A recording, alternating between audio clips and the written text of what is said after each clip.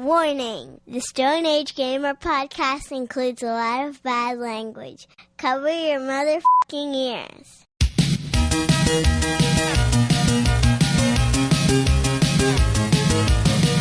Good evening and welcome to the Stone Age Gamer podcast. I'm Kris Randazzo, and joining me tonight is Ballin' Amaze, Dean DeFalco. Christoph Randazowitz, I'm here. You said my name, and here I am.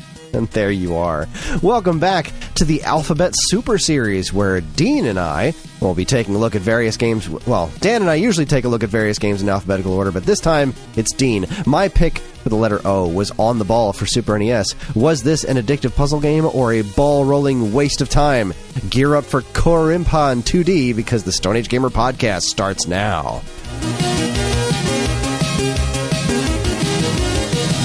Yeah, that was a deep-cut Korimpa for Wii reference. Hi, everyone. This is episode 528. It's the week of August 23rd, 2024, and welcome. For anyone new here, this is the official podcast of StoneAgeGamer.com. Dan and I, not Dean, but Dan and I talk every week, and Dean and I talk some weeks about what's happening in the world of video games from a retro gamer's perspective, as well as whatever the heck else is going on in our lives. Speaking of which, you're probably wondering where Dan is. Let me assuage some fears right now. Dan is okay. He is fine. He had his first chemotherapy treatment on Wednesday. Today is Friday, and he had every intention of doing the show tonight, but a few hours ago he texted me and said he just wasn't feeling well enough to do the show. So I called up Dean. Well, I texted Dean, and I said, Dean, I lit the Dean signal, and he answered with renewed fervor and grace because he's a wonderful man. But don't worry, Dan is alive and well. It's just chemotherapy takes a lot out of you, and well, you know what? I say that, but at one point when messaging with him earlier, he mentioned that he hadn't played On the Ball at all. So I think that he's just using it as an excuse to not do the show because he didn't play the game. What a dirty piece of shit. No, of course. All of our thoughts and hopes and dreams are with Dan right now. But anyway, how you doing, Dean? What's new and exciting in the world of Dean?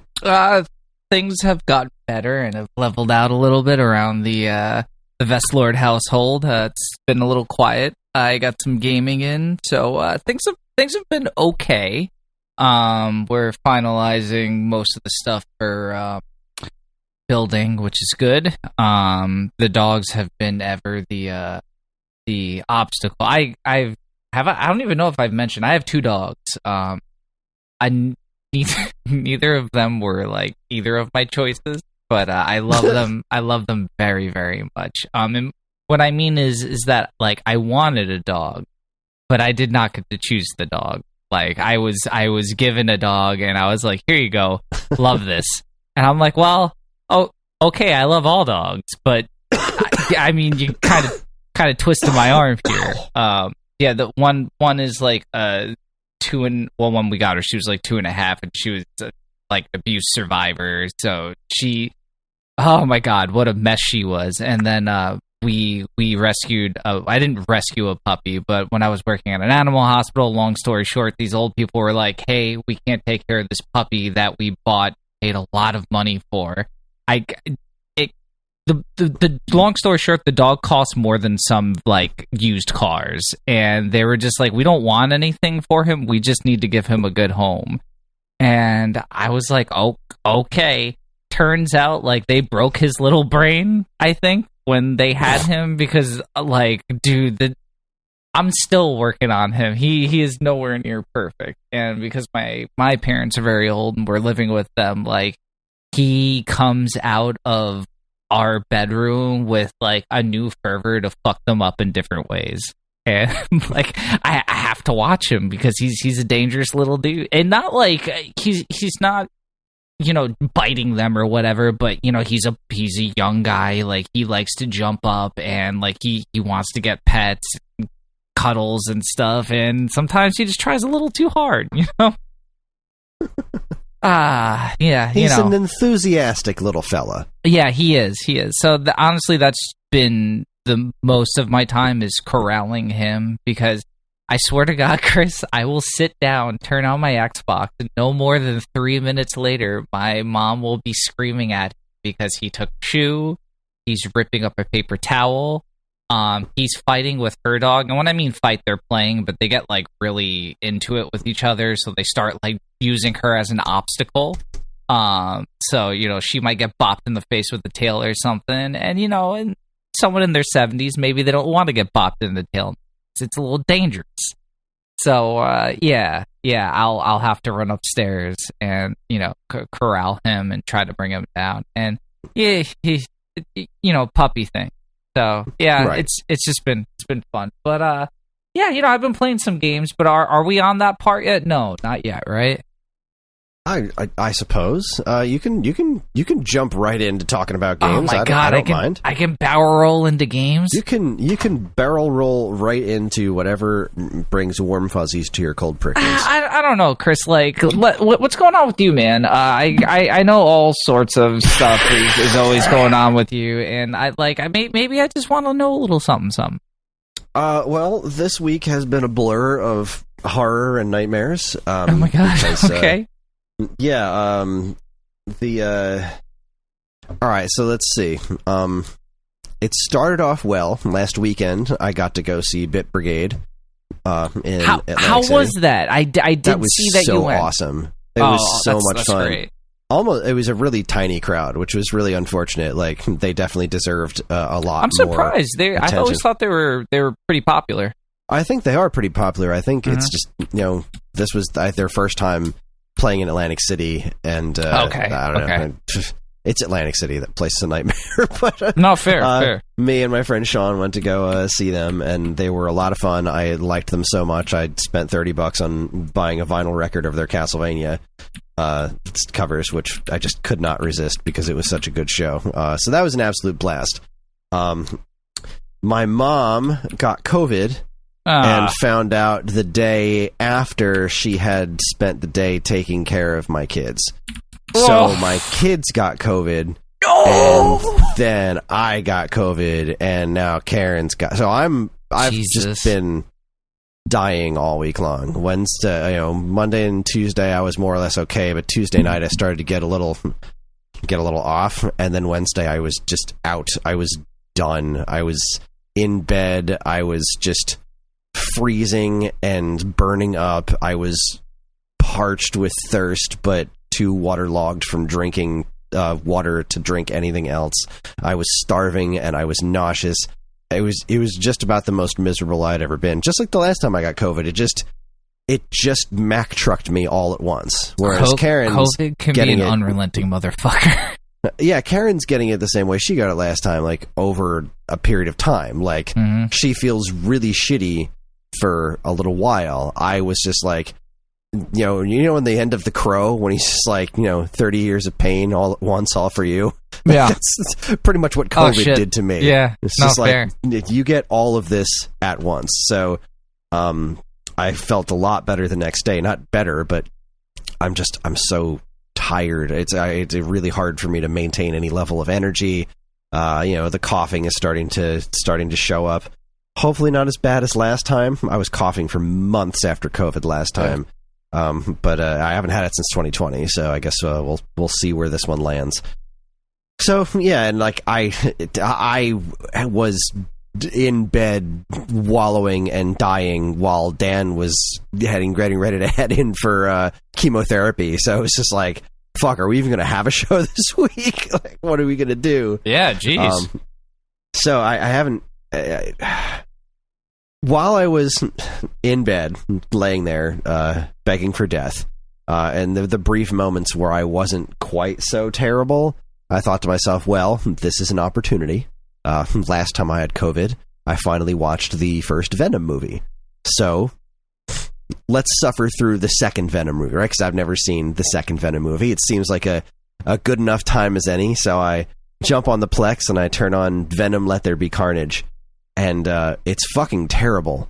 And then about 20 minutes in, the sound just stops.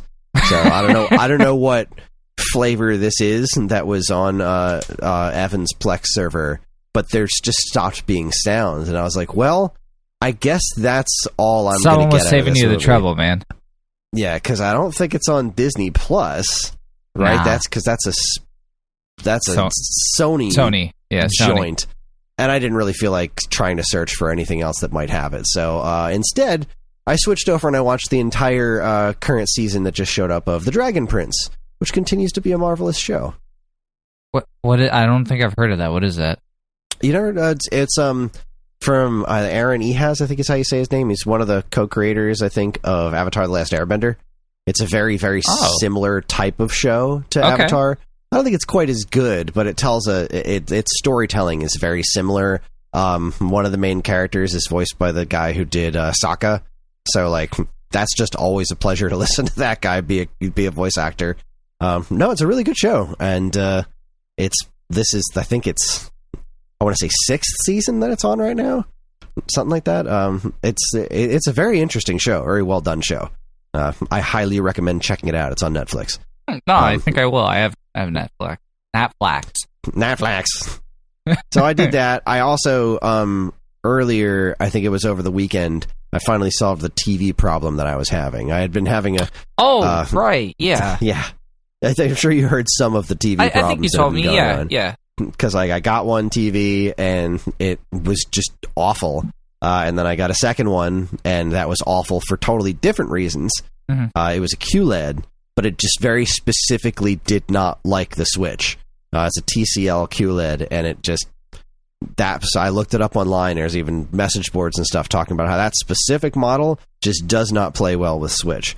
So while the picture quality was great, it introduced audio lag. Oh, no. So I was able to get the input lag down to like 0 on game mode, but then it fixed the input lag, but the audio stayed where the input lag was.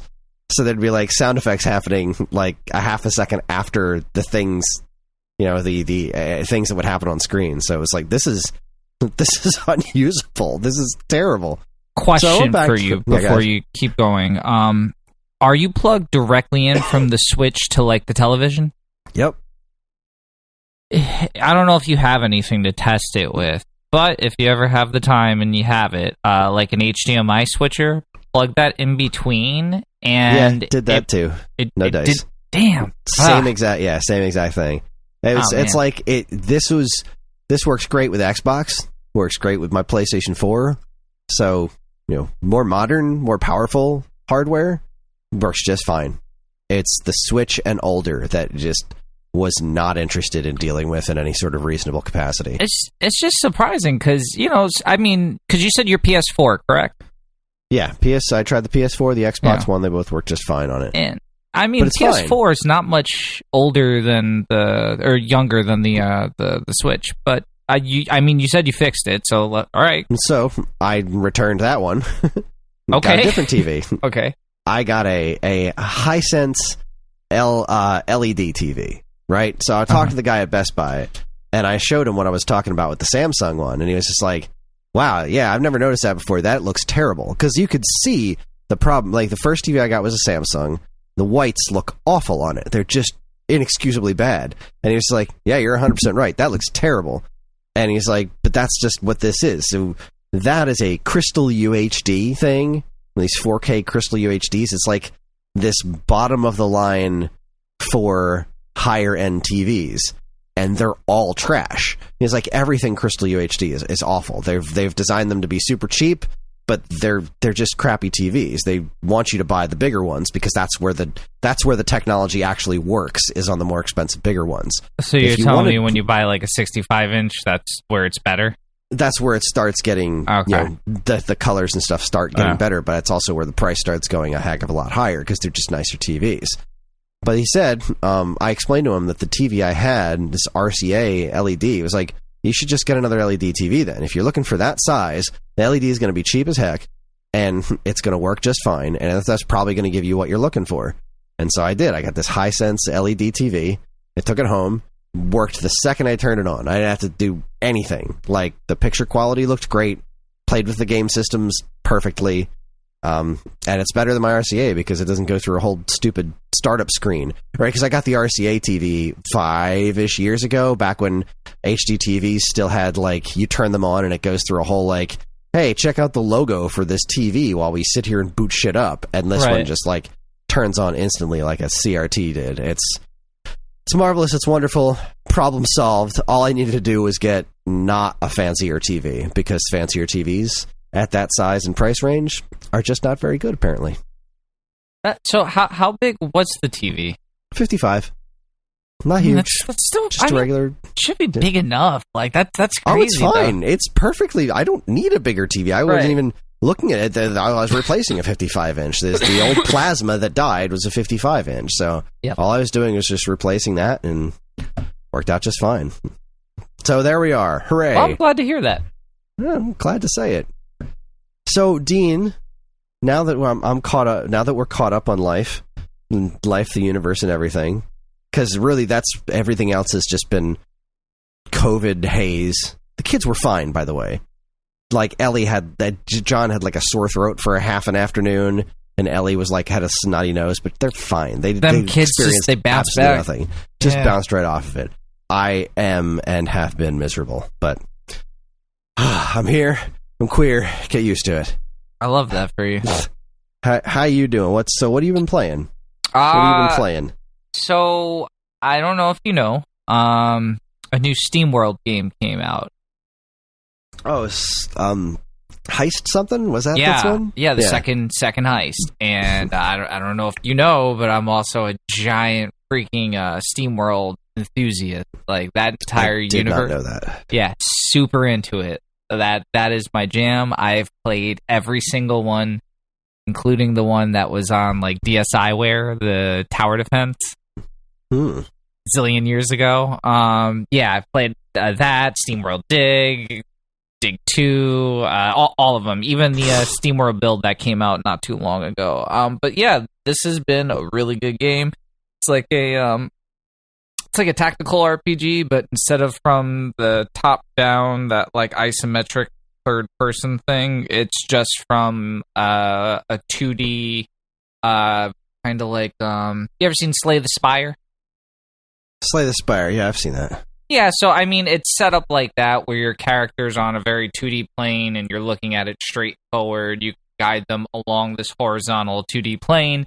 There's other bad guys you can fight with, and the original game was broken up where it was kind of fights and everything branched out on like a little map, and you couldn't really, it wasn't an open world map or anything, it was just a map, and you could choose a couple of paths maybe every once in a while, but you know, it told the story, and that was the whole point of it. This one, they did add an open world function essentially, or an overworld function, where, you know, you have the ship and you're able to drive around and everything, and things actually happen in the overworld, like all these little events.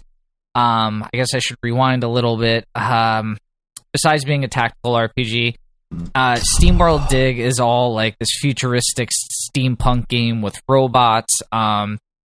The first couple games are set like on a planet, and then it kind of goes forward from there and branches out. Some of the games after that are set on the same planet. Some of them are set in the future in space. Some of them are just like these cool little spin-off stories. This one kind of happens in the near future in space, but on like a chunk of a planet that has water on it. So if you're still with me through all that, you're like a little pirate crew, and apparently your mom was a big deal, and you're trying to like live up to her kind of fame, and this big crisis happens, and you're kind of the right guy at the right time with the right crew.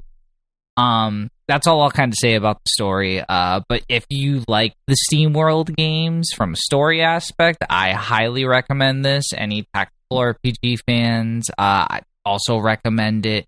They're really highly functional games. They can be challenging. They have a bunch of different difficulties that you can set during the game. So if it seems too hard, you can always dial it down a little bit.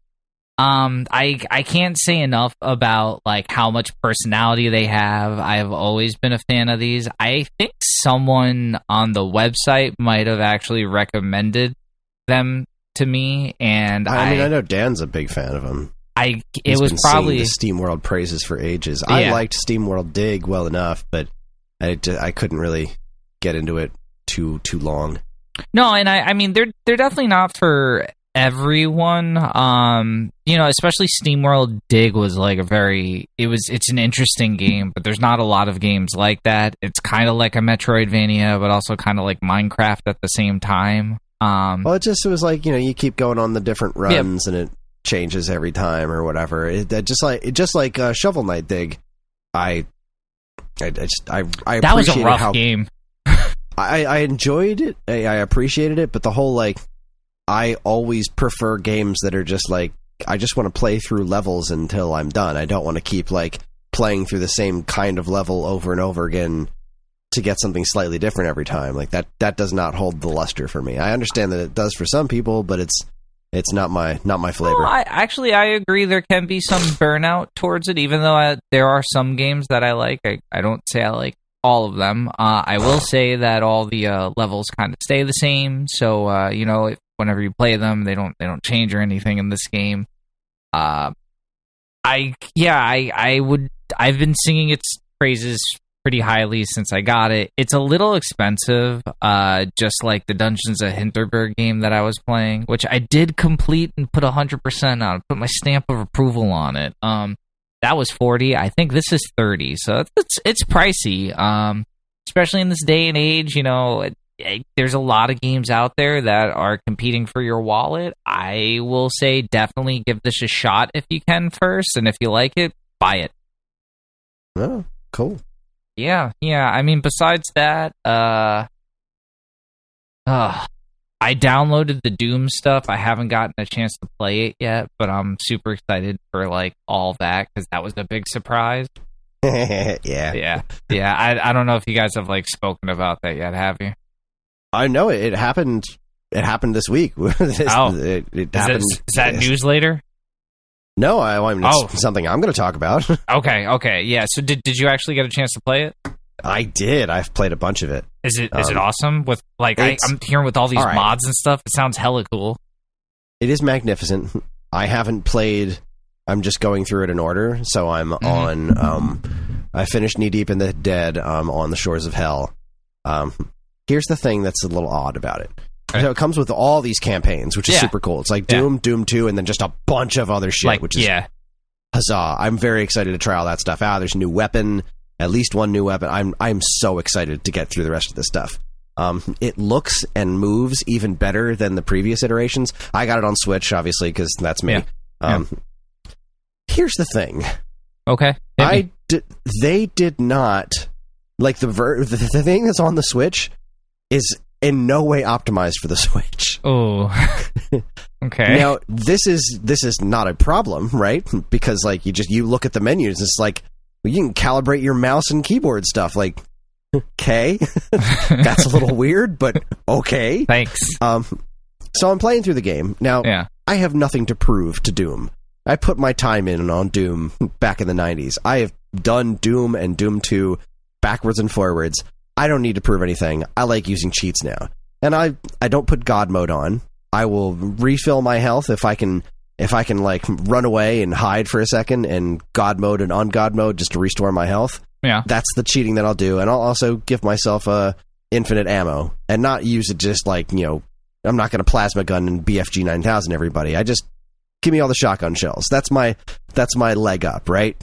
That's what I will do. Yeah, no, I'll still die, but I'll still, I'm allowed to cheat. Now, in the previous iterations, which are still there, they don't replace those. You get this new thing for free, and it's an entirely new thing. It's its own separate icon, and the old Doom and Doom 2 things that I had downloaded before, they are still on my Switch and fully playable. Now, those older ones had, you could just pause the game, go to the menu, and turn on whatever cheat you want. You could just toggle them on and off with a button press. That menu is gone on this. And I'm like, all right, so how do you enter cheats in this one, right? Because cheats are just a part of Doom. Now, I remember all the old codes, but there's no way to how do you put them in on the Switch? Yeah. So I'm looking up online, Doom 1 and 2 on Switch. How do you enter these codes in there? And I'm not getting anything on the Switch specifically. It's just you just enter the codes just like in the DOS version. Okay, how do I do that? So I eventually found a Reddit post. It's no, seriously, plug a USB keyboard into your Switch dock and it'll work. I'm you're fucking kidding me. So I grab a USB keyboard, I plug it into my Switch dock, IDDQD, God mode enabled. Like, are you kidding me? Can you control the game with the keyboard? You can. Oh my you God. Can do keyboard and mouse. Oh wow. On the Switch if you want to. I don't want to. I like using the Pro Controller with dual analog. That's perfect. But so what was cool is like, all right, so IDDQD, I can do God mode, IDKFA, that still works for my for the guns and ammo. And I'm like, all right, my favorite code to play with when I was younger was IDSPISPOPD, which is the no clipping mode. That was not in. That wasn't in the other versions, right? Like, that's not one of the cheats you could toggle on and off. Yeah. But it's in this one. Oh, that must have been fun, just running I through typed shit. that in and it was like, oh my God, I haven't used this in years! And I'm just walking through all the walls and the graphics are all getting fucked up when you go outside of the map, right? Because everything looks all trails and stuff. It was so cool to be able to see that again. And yeah, the codes are exactly what they used to be. That's awesome. So, no, it's great. It's really good. The new soundtrack is great. Like, you can play with the old soundtrack, but it by default has this really awesome just metal soundtrack. It's so good so far. So yeah, I'm having a good time. I think I have like I'm on the second to last level on the Shores of Hell. So once I beat the Cyber Demon, then to go into Inferno, and then I've only done Thy Flesh Consumed like once or twice because that came out after I kind of stopped playing Doom. Yeah, right. Because that was added way later. Right, that was after like Doom 64 and everything. I think so.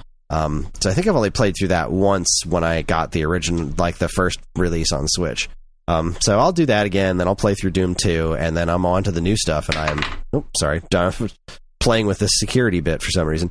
And I'm off to the races. I'm very excited to play more of the Doom. I've been playing it in front of John a little bit, which maybe I shouldn't be but he's 10. I mean, it's like very low key gore though. It's less about gore and more like glorifying gun violence. Yeah. You know? But I'm like, you're just killing demons, and like even the guys who look like people, it's like, no, those aren't like humans. Zombie, they're like zombie hell demons and stuff. Yeah. He thinks the monster designs are super cool, and like he thinks the laser weapons are cool. So I was like, I was playing Doom at his age. Like, honestly, I was playing way worse shit at his age. So like, I think Doom's fine. You know? Yeah, I think he's terrible. He's not playing it, but he's watched me play a little bit. Yeah. He's fine with it. You know, I don't think I'm warping his brain too much. No. I mean, have you seen anything crazy like that spider mech or whatever? That thing's bananas.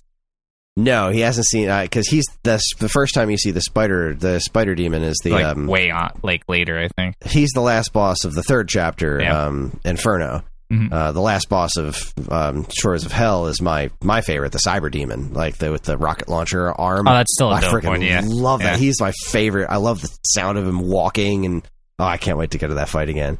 And the Spider Demon I feel like the Spider Demon is just what he was called. But then, like, after that, you get, like, in Doom 2, you get the little mini spider demons with the plasma cannons. Yeah. That make that super awesome sound when you kill them. There's like, those things are wild. When they die, I was like, there's so many cool monsters in Doom 2. I can't wait to show John some of those things because he loves cool monster designs. And there's so many awesome monsters in Doom 2. Like, in Doom 2, like, the fire guy, I can't remember his name. The one that would, like, run around and he would, like, lift up his arms. He would set you on fire, and then you'd clasp his hands together, and you would explode. Like, that guy was so cool. That guy creeped me out because he was like all skin or something. Ugh. Yeah, he was all skin, but like it was so cool to watch him fight other monsters. Like I would always try to get him into fights with the other monsters, so you could just watch him do his thing and just like blow up, just trash everything. So awesome. Yeah. No, he was dope. Yeah, I'm excited for you, man. I'm excited to definitely take a look at it. I don't know how much time I'll spend with it because there's so many games I stopped playing to do Steamworld, but I definitely want to play a little bit. I'm definitely taking my time because there's an awful lot.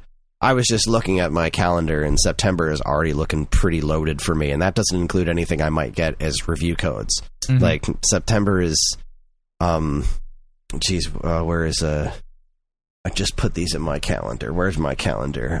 September. You're about to remind me about shit, and I'm about to get really depressed. All right, September 5th is Gimmick 2, and that was, I already love the original Gimmick. But that one is David Wise is doing music for, so gonna have to get that. September 10th, I'm still on the fence for Yars Rising. Like, I'm gonna wait on that one a little bit. Yeah, I'm gonna put in for a review for it, see if I can get a review code, because like I just don't know. I don't think it looks very good, but it's way forward doing a Yars themed, like a new take, yeah. Metroidvania, like, and it's way forward. Like, all right, I feel like I have to give it a shot. But then they just announced September 17th is Plucky Squire, which looks incredible. I did see that. That was really freaking cool. That game looks amazing. Even the trailer was awesome. Yeah, all the trailers they've shown so far are awesome. Every single time I see it, I'm like, that game looks really, really good. I am 100% into it. Then that Friday is the Karate Kid Street Rumble game. Okay. Like 16-bit style Karate Kid beat 'em up. This looks stupid as hell. I'm totally into that. 26 is Zelda Echoes of Wisdom, and Cash Cow DX lands on Switch. And Zelda's already out. Yeah, that's it for September. So September is already pretty beefy, so I figure on top of me continuing to pick away at Doom from time to time, I'm going to be pretty busy as far as like games to play. No, it sounds it. I didn't even get a Super Mario RPG. Paper Mario. Oh, Thousand Year Door. Yeah, I didn't buy that. I really wanted to. I bought the remake for the Super Mario RPG. I haven't fucking played that. So that one I did. I finished that one. That was, I love Mario RPG. So that was just, it's just the Super Nintendo game, but super prettier. So like, there's not much in it that's so new that's like, oh, this is a whole new experience. It's just like, I think I mentioned it to Dan, what it's like is playing the Super Nintendo game, but then putting your glasses on, because it's just like, yeah, and it's that game that's so much prettier, and that's like, so good looking. I'm excited to see that, but I beat the original not all that long ago, and it's still pretty fresh in my head, and I'm like, there's other stuff right now, so I you have it, you can play it whenever the hell you want, and there's no rush, there's no new story thing that you're gonna get spoiled on. It's just, it's that game, but better. So the next time you're ready to play Mario RPG, you're good to go. I've never played Thousand Year Door. Same. And everyone says Thousand Year Door is like one of the best games ever made. And I'd considered picking up the GameCube one over the last couple of years, but the price is a little stupid on it. Yeah. And I've never really been able to get into Paper Mario stuff. Like, it's similar to Mega Man X for me. The first Mega Man X, absolutely love it. Haven't been able to get into any other Mega Man X games. And it's the same thing with Mario RPGs. I have never been able to get into Mario, Luigi, or Paper Mario as many times as I've tried. So, but Thousand Year Door seems to be the exception, and I feel like I should pick this one up while it's still available. But again, when the hell am I going to play it? No, that's fair. All right, so you didn't like the one on the Nintendo 64? That's the thing. It's not that I didn't like it. It's just that I didn't stick with it. I played put maybe an hour or so into it. Okay. I did that. Okay. That was on the N64 too. Like, I'm not talking virtual console. Like, I bought that game actually on N64 on clearance at the Toys R Us in Times Square for $5. Like, and I took it home and I played it I put maybe like an hour into it, and I was like, yeah, this is good. I understand why this is good. Moving on. Just never went back to it. I don't know why. I mean, if you thought that was good, it's the GameCube game is literally the same but more. It amped up all those fun parts of Super Mario, like the Paper Mario aspect, and then after that they kind of went off the rails in all different directions. Yeah, I don't know. Sticker Star I put some time into. That was a weird one. And that one, it was weird. I didn't love the game, but I loved the soundtrack. So that's why I kept playing it. Did you play the so good in Sticker Star? The Origami King one? No. That was like, God, which one do I have? What was the most recent one? Was that? Oh, Origami King. Yeah. I have that one. I haven't played it yet. It's competent, but like it's weird. The writing's really good. The writing is incredible in that game, but like, gameplay kind of needs to be good too, and it's weird, dude. Like, I can't really explain what the fighting is in that game because I've watched the video on it with those circles and stuff. Oh my god, it's kind of annoying. Like, I get they're trying to do something new, but just give me the fucking RPG stuff. That's what I want. Yeah, that's what I'm here for. I'm here for turn-based, timed hits RPG. That's what I'm here for. And that's what Thousand Year Door theoretically is. Yeah. I'll get to it someday, but I will say, like, check out Origami King just because it's weird. Like, it is it's wonderfully weird. Like, it's I already so own cool. it. Yeah, I mean, yeah, whenever you get a chance. Among the 80 other things they're doing, You got any more games? Because I got actually a couple more to talk about. So I did after we. Oh God, I forget how you guys got on the topic. We were talking about the Castlevania games for a little bit. Den was doing a playthrough of all the Castlevanias. Okay, so I was playing a Game Boy Advance one. I want to say it's not Circle of the Moon. It is. Anyway, it's Harmony one of those. Dissonance? Yes, that's the one. Harmony of Dissonance. That's the one I'm playing with Just Belmont. It's a shitty name for a character, by the way. Justin. Yeah, anyway, I've been making my way through that. I gotta say, like, story-wise, that's one of the weaker ones, because... I barely remember the story of that game. So I also remember the music was like... That was a really interesting technological game, because they had these complaints about certain visual aspects of Circle the Moon, so they actually took resources from the sound capabilities of the game. Yeah. They took those resources to apply towards visual stuff, which is like really wild. But that's incredible. why it sounds more like a Game Boy Advance game. It sounds more like a Game Boy game than a Game Boy Advance game, because like they sacrificed all this sound fidelity somehow to improve the graphical effects and stuff. And there's a lot of really cool effects in that game. Like it's definitely way more in line with Symphony of the Night, visually speaking, than Circle of the Moon was. I agree. Yeah, it's a pretty good game.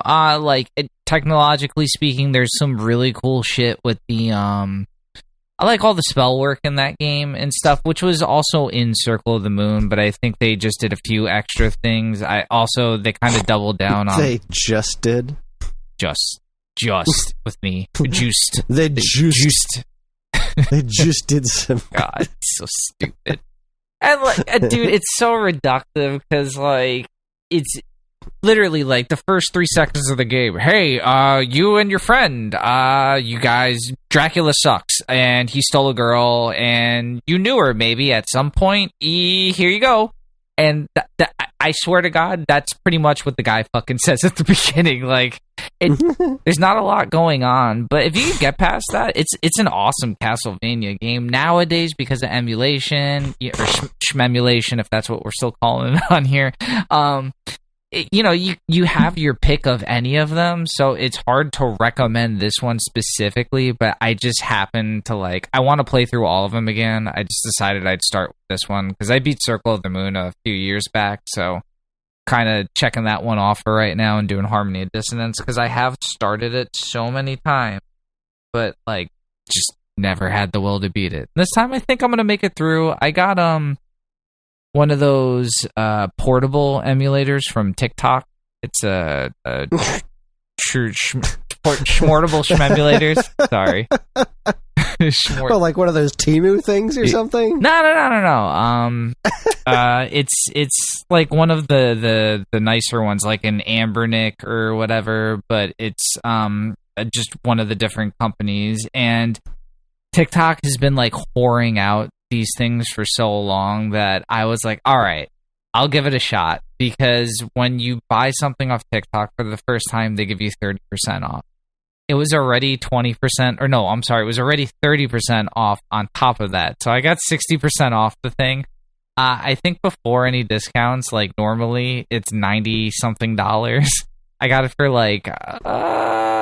close to, I think it was little over $40, and I was like, okay, that's great.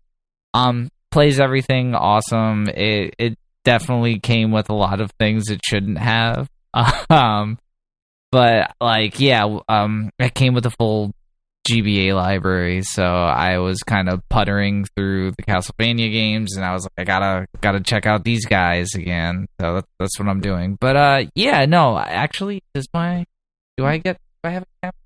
Oh, it's super dark. You wouldn't be able to see it. Yeah, I have it on my desk. It looks like a PSP or a PS Vita. Huh. Yeah, it's roughly the same size. It's dual analog stick. It's nice. I got it because I had one that was like a Game Boy a couple years ago. I think it was a Miu, called like a Miu Plus or something like that. It played everything up until PS1 pretty awesomely, but it had no analog sticks, so that was kind of a bummer. That's why I got this, because this thing plays up to like PS1, PS2 fairly well, and anything under that very well. So yeah, I just decided I thought it'd be a nice place to start with some Metroidvania game, or Igavania games. Is that what they're called? That's what some people call them. Yeah, I've heard that before. What are the cool kids call them these days, Chris? I you know me. I'm in no way related to the cool kids. I have no connection to the cool kids. There is a Dragon Ball Z button up in your closet that says otherwise, sir. Yeah, so I mean that's pretty much it, man. You know, I've been spending a lot of time on Steamworld Heist. I think once I'm done with that, there's a couple of really cool games I've been meaning to get to. I can't say the name of it because it's a Japanese game, but it's kind of like an action RPG where you can control like these Pokemon type characters. I think it's called Kuninitsu or something like that. It looked really cool. It's on Game Pass. I want to check that out. There's also another one called Flintlock I want to check out. But who has the time to play all these freaking games? Yeah, it's such is life. So tell me what else you've been playing. Well, let's see. I have been since playing Nintendo World Championships, I've been definitely itching to play a few NES games, so I'm most of the way through 3D Classics Kid Icarus again, and that just continues to be far and away the best way to play Kid Icarus on 3DS. It's so good. And I started up a game of Zelda 2 this morning, because again, just playing those little challenges in Nintendo World Championships, it's like, man, I love Zelda 2. I haven't played it in a little while. I'm going to fire this one up, so I'm two dungeons into Zelda 2, which is great. But the cool thing, Dadish Collection released today, but I didn't pick it up because it costs money, and I already have all the Dadish games, although they are slightly enhanced for this collection. So I actually asked Tom Young on Twitter, is there any sort of discount if you have the previous games? He's like, that's a great idea, but I have no idea how to do that. And I was like, well, damn. Give him the idea, Chris. Like, fucking shoot him some idea. I don't know how to do it. I don't know how to implement it. I don't know anything about the eShop. But I'm hopeful that there's going to be a physical version at some point, because that would be well worth me spending the money on, because I would love to have those games physically. The original Dadish trilogy are among my favorite games on the Switch, so I've played through them all from beginning to end like 2 or 3 times now. They're just wonderful little games, and I would love to have them physically. But the coolest thing, which actually just came out today, was the new Vampire Survivors DLC. Oh, you checked that out? I did. What the hell is it called again? Dark Basso or something like that? So you can get what the hell are those things called? They're not come on, Twitter, help me out here. This is where I saw it on Twitter, and I'm just scrolling. It's going to show up. There it is, Vampire Survivors. Darkasso, yeah. So there's Darkanas. It's like a whole other set of Arcanas. Oh, Darkanas. Okay. And there's only a couple of them. It says for the DLC there is 1 new stage, 1 new relic, 5 Darkanas, and 9 achievements, and more to be uncovered. So the stage is actually really tough, because it's all the enemies in the stage are really strong. So like, unless you're playing with a character that can deal a lot of damage pretty quickly, you're going to get overrun fast, because it's just a series of small rooms, and you're just kind of, there's nowhere to run. You're just stuck in this room, and so you got to like keep looping around to try and keep alive, unless you've got a character who's strong enough to survive. And then after a certain amount of time, the next door will open, and you can run into the next room. The one Darkana that I got was it changes treasure chests, so that there's I think 4 different kinds of treasure chests now. right? Because there's the purple ones that give you arcanas. Yes. But now there's black ones that'll automatically give you a supplementary items, and like not a weapon, but the other things like the book and whatnot, the supplementary things. Yeah, so it'll just give you one of those, regardless of whether or not you have room in your inventory. So they'll just keep stacking those. There's gray treasure chests. I can't remember what they do. There was some sort of thing that made it so that treasure chests will appear every 2 minutes. That'll add new things to your inventory or something. It's pretty wild. It was a neat new stage. There's at least one new character. There was someone in a rocking chair in the trailer, and there's also some sort of collection of bats, which I haven't unlocked either of them. I realized when I booted it up that I hadn't finished all the Contra DLC. There were still 2 characters I didn't get, so I kind of worked on getting that. But it was neat. It's always fun to have an excuse to jump back into Vampire Survivors from time to time. So yeah, that's pretty much what I've been up to. If they added a cross save for that, I'd probably go back. But I spent 120 hours on the PC, and yeah, sometimes I want to go play it somewhere else, not on my PC. So yeah, it is weird that you can't bring. There is no cross saves on that, right? Because it's coming out on PlayStation on August 29th, so that'll mean PC, Switch, Xbox, PlayStation. I don't know where else they're gonna put. They feel like they put it somewhere else recently, and I can't remember where.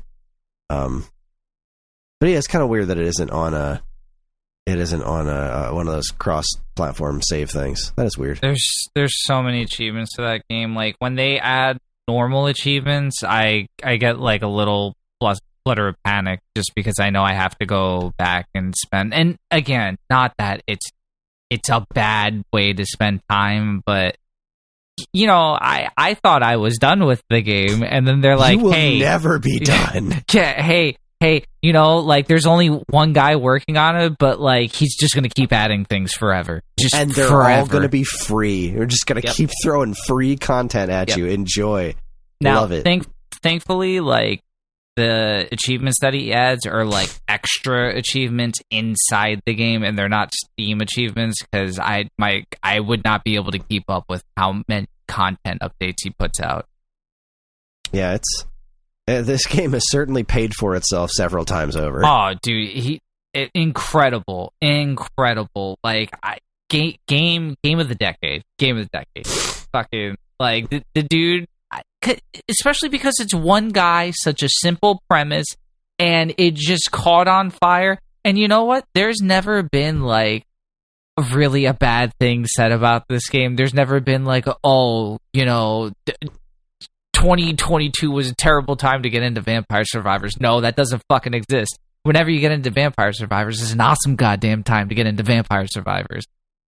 Is it one dude?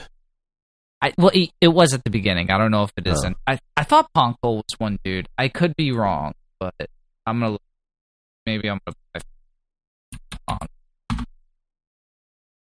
solo dev. Wild. Yeah, so when he first made it, he was a solo dev, and then because of this, he was able to turn it into. They now are over 25 people. I was going to say, I know there's a team now, because that's why it's taking so long to port it to other platforms, because they insist on doing it themselves. That way they have complete ownership over it, which I think is super cool and smart. I love that. Honestly, doesn't it? It's a company that's doing things right, and I don't agree with the giant development cycle of Team Cherry, but I also feel like it's that sort of situation where they just care about their IP a lot. They want to make sure it's right before it comes out. Team Cherry. Yeah. I'm trying to give them the benefit of the doubt on that one. Guys, come on. Just say something. I'm begging you. Yeah. Dude, it's rough. Every Take your time. Do what you're gonna do. It's fine. Just give us some updates. Just say something. Some dev update. Anything, guys? Please. Bastards. Please. Your last one of them. Well, all hopefully, right. Gets better. Fingers crossed. All right, well, with that being said, I guess it's time for us to take our first break. So we're gonna take a break. We're gonna do some commercials, and when we come back, we're gonna dive into some week-old news, talk about what's new at Stone Age Gamer, and have a general good time of things. You're listening to the Stone Age Gamer podcast at Geekade.com. Stick around.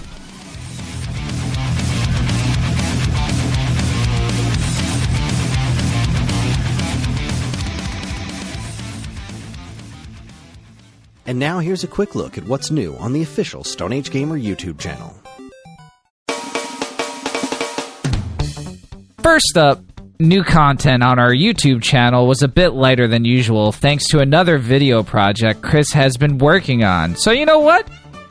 We're gonna re-promote the last Mario video because not enough people have watched it. Dag nabbit. Damn, you know this was written for Dan.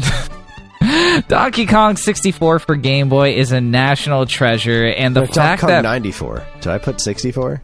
No, you put 94. Well. I just have a weird sort of dyslexia called stupidness, so excuse me, I'm going to take it from the top there. Donkey Kong 94 for Game Boy is a national treasure, and the fact that fewer people have watched a video with that as its primary focus than any other episode in this Mario retrospective series is a gosh dang Greek. No, it's an Arabic. No, it's an Ethiopian tragedy.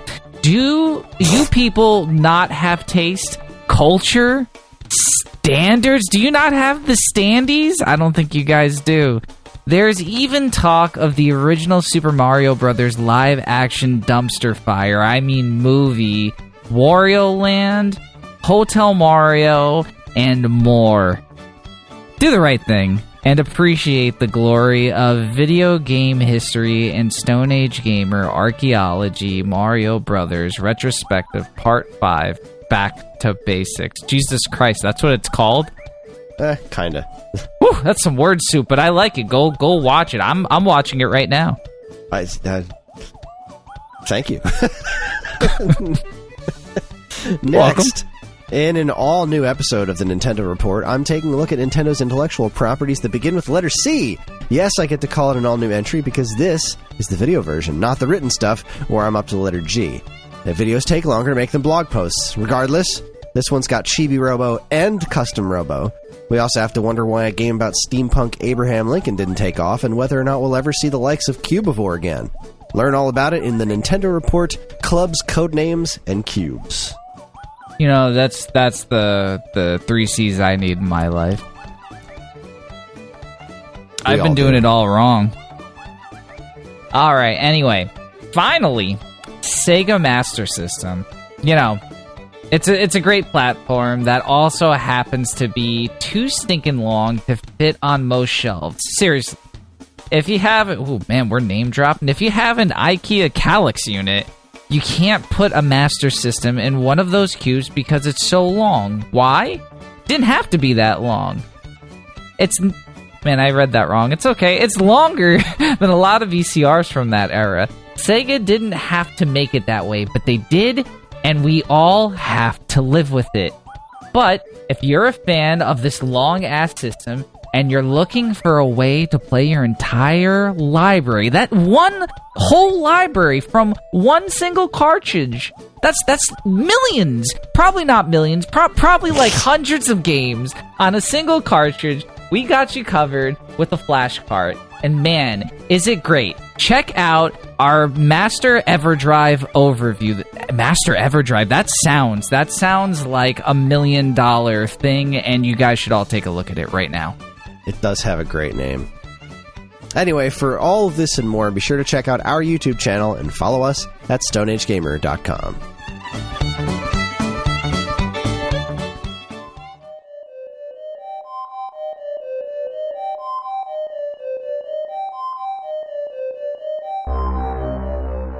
Okay, everybody, we are back and better than ever.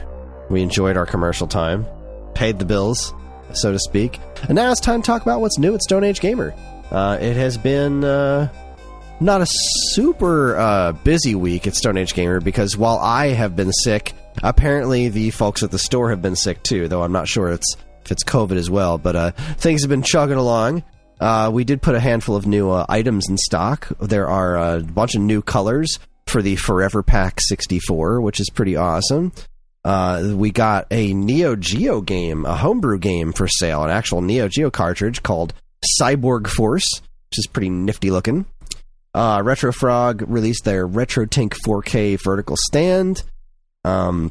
There's the Ultimate Wired Controller for Xbox from 8BitDo we got in stock, and something called the Origin 8. It's a wireless controller for NES and Switch for Nintendo Switch Online NES stuff, which has that same functionality built in. It's a pretty neat looking controller. I haven't got my hands on one yet, but they look kind of nice. I am looking forward to giving one a go. And that's what's new at Stone Age Gamer this week, which means it's time for my favorite segment, your favorite segment, everyone's favorite segment. Strap yourselves in for Week Old News. We should get Steve Harvey for that part. We should get Steve Harvey for everything. Welcome to Week Old News, where we talk about all the news that was new a week ago. And our top story tonight comes to us via Go Nintendo. And this is pretty fun. This is actually related to what we were talking about before. There was, what was it, QuakeCon? Was this last week? Was that where they announced all this stuff? Yep. So there's that wonderful new Ports of Doom that came out on everywhere. But the strangest Doom news, I think, came by way of Limited Run Games reveals a revamped version of Doom for Super NES. This is so nuts. So they're releasing a new cartridge that has an enhanced version of the Super Nintendo version of Doom that has all 4 episodes, including Live Flesh Consumed. They added Circle Strafe through the use of a new controller that they have. They've creating some new controller with rumble support. Circle Strafe. There's performance improvements. Wait, for the Super Nintendo? Yes, for the Super Nintendo version of Doom, and they're doing this by using the Super FX3 chip. There is a new Super FX chip that they made to make a new version of Doom on Super Nintendo. This doesn't make sense. This is so ridiculous. I love it.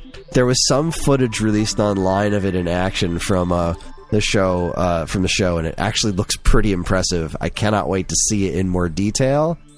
And it does seem that the Super FX3 capabilities are going to be yoinked by the community. The people who did some sort of fancy homebrew version of Star Fox are already talking about utilizing it for their Star Fox thing. Oh my god! What if they could get that to run better? Oh my god! They can get it to run better. They've shown some video footage of like Super FX3 Star Fox.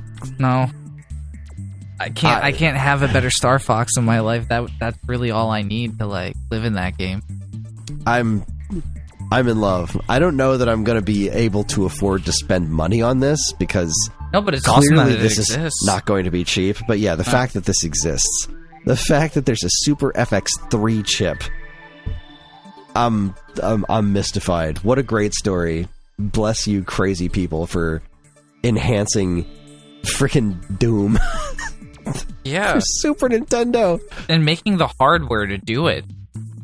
I played the hell out of the Super Nintendo version of Doom. I really did. Like, I loved Doom on PC, and I played the heck out of Doom and Doom 2 on PC. Like, I played them stupid. But then when it came out on Super Nintendo, because I was such a Nintendo goon, I was like, oh my god, it's Doom, but it's on my Super Nintendo. I can play it with a Super Nintendo controller on my couch on my TV. And yes, it runs like a slideshow, but it's functional. And the soundtrack was pretty solid, too. But yeah, this is going to be a complete version of Doom. Rocking on the Super Nintendo. I can't wait. I can't wait to see what this new controller looks like, too. Yeah, like, there's... It's at least going to be like 150. I think it's going to be way more than that, honestly. Yeah, it's definitely got to be spicy. Man, I want it, though. I do, too. I really do. I really do. I guess we'll see when it comes out. I will probably be in no shape to purchase like that, but you never know. I don't know. Maybe I'll hit the fucking lottery. I can't imagine living in a world where I would be able to afford to drop a bunch of money on a Super Nintendo game. I'm honestly only going to play for the novelty because, like, this new version on the Switch exists. Why would I ever actually spend the time playing through the Super Nintendo version other than just, like, for the sheer technical marvel of it? Which is fascinating, but if I want to play Doom, I'm going to just play it on Switch. That's fair. Yeah. Very true. Very true. Oh, all right. Next up, this comes to us from Push Square, as well as various other outlets. Unsurprisingly, the Borderlands movie has completely bombed. Guys, Jamie Lee Curtis said to give it a shot, though. Look, I don't know Borderlands. I've never played Borderlands. I don't have any internal dislike for Borderlands, but it's never held that much luster to me in the first place. I appreciate that it's a game a lot of people like. It just doesn't seem like it's for me. The trailers for this movie looked bad. There was nothing about any of the trailers I saw for this movie that made me think, I'd give that a go, because you know what else I've never played? Fallout. Never had any interest in playing a Fallout game, but damn if that show wasn't outstanding. It didn't make me want to go play the game or anything, but who cares? I watched all of the show, and it was freaking fantastic. This Borderlands movie did not have that effect on me. I looked at that trailer and said, you know what? I don't want anything to do with this. This does not look very good, so I'm not going to go see it. And apparently, I wasn't wrong. Let's see. The movie made a production and marketing budget of approximately $145 million, pulled just $8.8 million domestically in its opening weekend. It tagged $7.7 million overseas, making for a limp $16.5 million overall. That is pretty low. Yeah, it's bad news bears. I'm not gonna lie, I'm not a huge Borderlands fan. I'm gonna watch this when it comes out on video or whatever the fuck people call it now. Direct. What do people call it when you? I don't streaming? know. I keep saying it comes out on video because I don't know. It's video. It's not video, film anymore. Right. It still technically works. I'm not old. Okay. You're old. All right. No, I mean we'll go with video. Yeah, when it comes out on video, that's when probably they release it on VHS. Yeah. When Evan brings it to us, that's right. When I'll watch when it. When they release it on Evan. But yeah, it's one of the it's the same issue that every fucking video game movie has. They just think because you stick a bunch of popular people in it, with some names that it'll make up for a story that has no relation to the video game or isn't good on its own either. Well, I mean, honestly, story be damned. The characters didn't look very... I didn't feel like watching any of these characters. I mean, the little girl with the bunny ears just struck me as very annoying. I don't know, Jamie Lee Curtis is Jamie Lee Curtis. I'm not a fan, but I'm also not, initially a huge... She doesn't sell me on things. And I don't think Kevin Hart's all that funny, so... I mean, they're basically the generic characters from the game, just like an actor is them. So I don't know, those games aren't, from what I remember, they're not super deep. There's something going on, but it's essentially just shoot more bad guys till you get a better gun to shoot more bad guys. It's a looter shooter. Yeah, and it's the same thing with fucking Monster Hunter. Why the fuck did you make a movie out of that? That is the game. Is there's just you shoot the fucking monster. There's nothing else to do there. You can tell me there's a story as much as you want. That movie? But no, is it bad? Did you watch it? It's unbelievably bad. It is so out there because I figure, okay, you're gonna make a movie out of Monster Hunter. That sounds great. Totally vapid. Show me hunting cool monsters and go. And that's not what it is. It's this weird interdimension hopping fucking nonsense, just mess of a movie. I did not understand what I was watching and why it happened that way. It was definitely one of those things where the people making the movie clearly had zero faith in the source material and were no, we gotta make this relating to the real world somehow. No, you don't. Oh, God. Monster Hunter. It's a multi-bajillion unit selling IP. Make a movie about people who cook meat and hunt giant monster dragons. That's all you need. Story has to be as vapid and basic as possible. Just get to work on monster hunting. That's all you need to do. And they could not be arsed to do it. It was astronomically bad. I guess that could be just like one giant kaiju movie, and people would pay a lot of money for that. Oh my god, I would. Yeah. To see like just would. Awesome people battling Rathalos in live action. Yeah. Sign me the fuck up. That sounds amazing. That didn't happen. No, it really didn't. Anyways, as a continuation on that, IGN reports Alone in the Dark director Uwe Ball mocks Borderlands movie. Quote, now you wish I directed. Sir, no we the fuck don't. No, you stay in your hole and you don't come back out. Yeah, Uwe Ball directing this would have done it absolutely no favors. I'm sorry, not sorry, Mr. Ball. Your movies are garbage.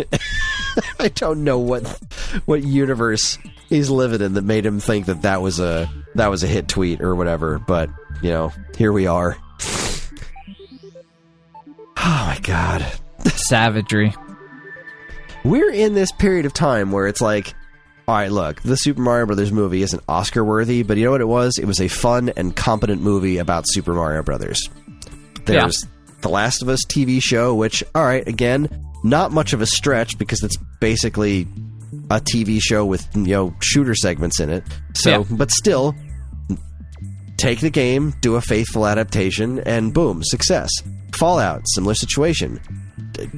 True to the source material, as far as I can tell. I mean, what was it? Gearbox said it was actually within canon with the source material. So it is. It's pretty cool. And it's a great show, and it performed extraordinarily well. Castlevania, the anime series, were that shit big was awesome. hits. Shit was fantastic. If you do something that honors the source material, and you put the effort into making sure it's good, then we can actually make video game properties into successful multimedia properties. Has a Capcom property ever actually like had a good movie though? Because Street Fighter, I would argue the Street Fighter 2 animated movie, the first Street Fighter 2 animated movie, was fucking great. I will rephrase that. Any modern live action movie? I don't think so. Yeah, because Street Fighter was trash. All the Resident Evil movies are fucking varying levels of trash. And you know what I heard? It is only released in Japan. Wasn't there a really good Japanese Phoenix Wright live action movie? Shut up! Really? That sounds awesome. I can't remember if it was a stage play or something. There was some sort of live action Phoenix Wright something or other, I think, but it was only released in Japan. But holy shit, they need to make a Phoenix Wright movie. There was a Phoenix Wright anime for a little bit. I watched a tiny bit of it. It was really, really good. It was more like, trial a day sort of, or trial a episode sort of thing. But it was very Phoenix Wright. It was very cool. 10 out of 10. I'd pay a lot of money for a live action Phoenix Wright. If that exists, I'm going to find that. I think it does. Just, I don't think it exists in English. But you know what? The internet exists. I'm sure there's translations and stuff out there. Some dubs. Subba-lubba-dub-dub. Subba-lubba-dub-dub. Oh, I shouldn't be allowed to talk. Alright, our next story comes from Polygon.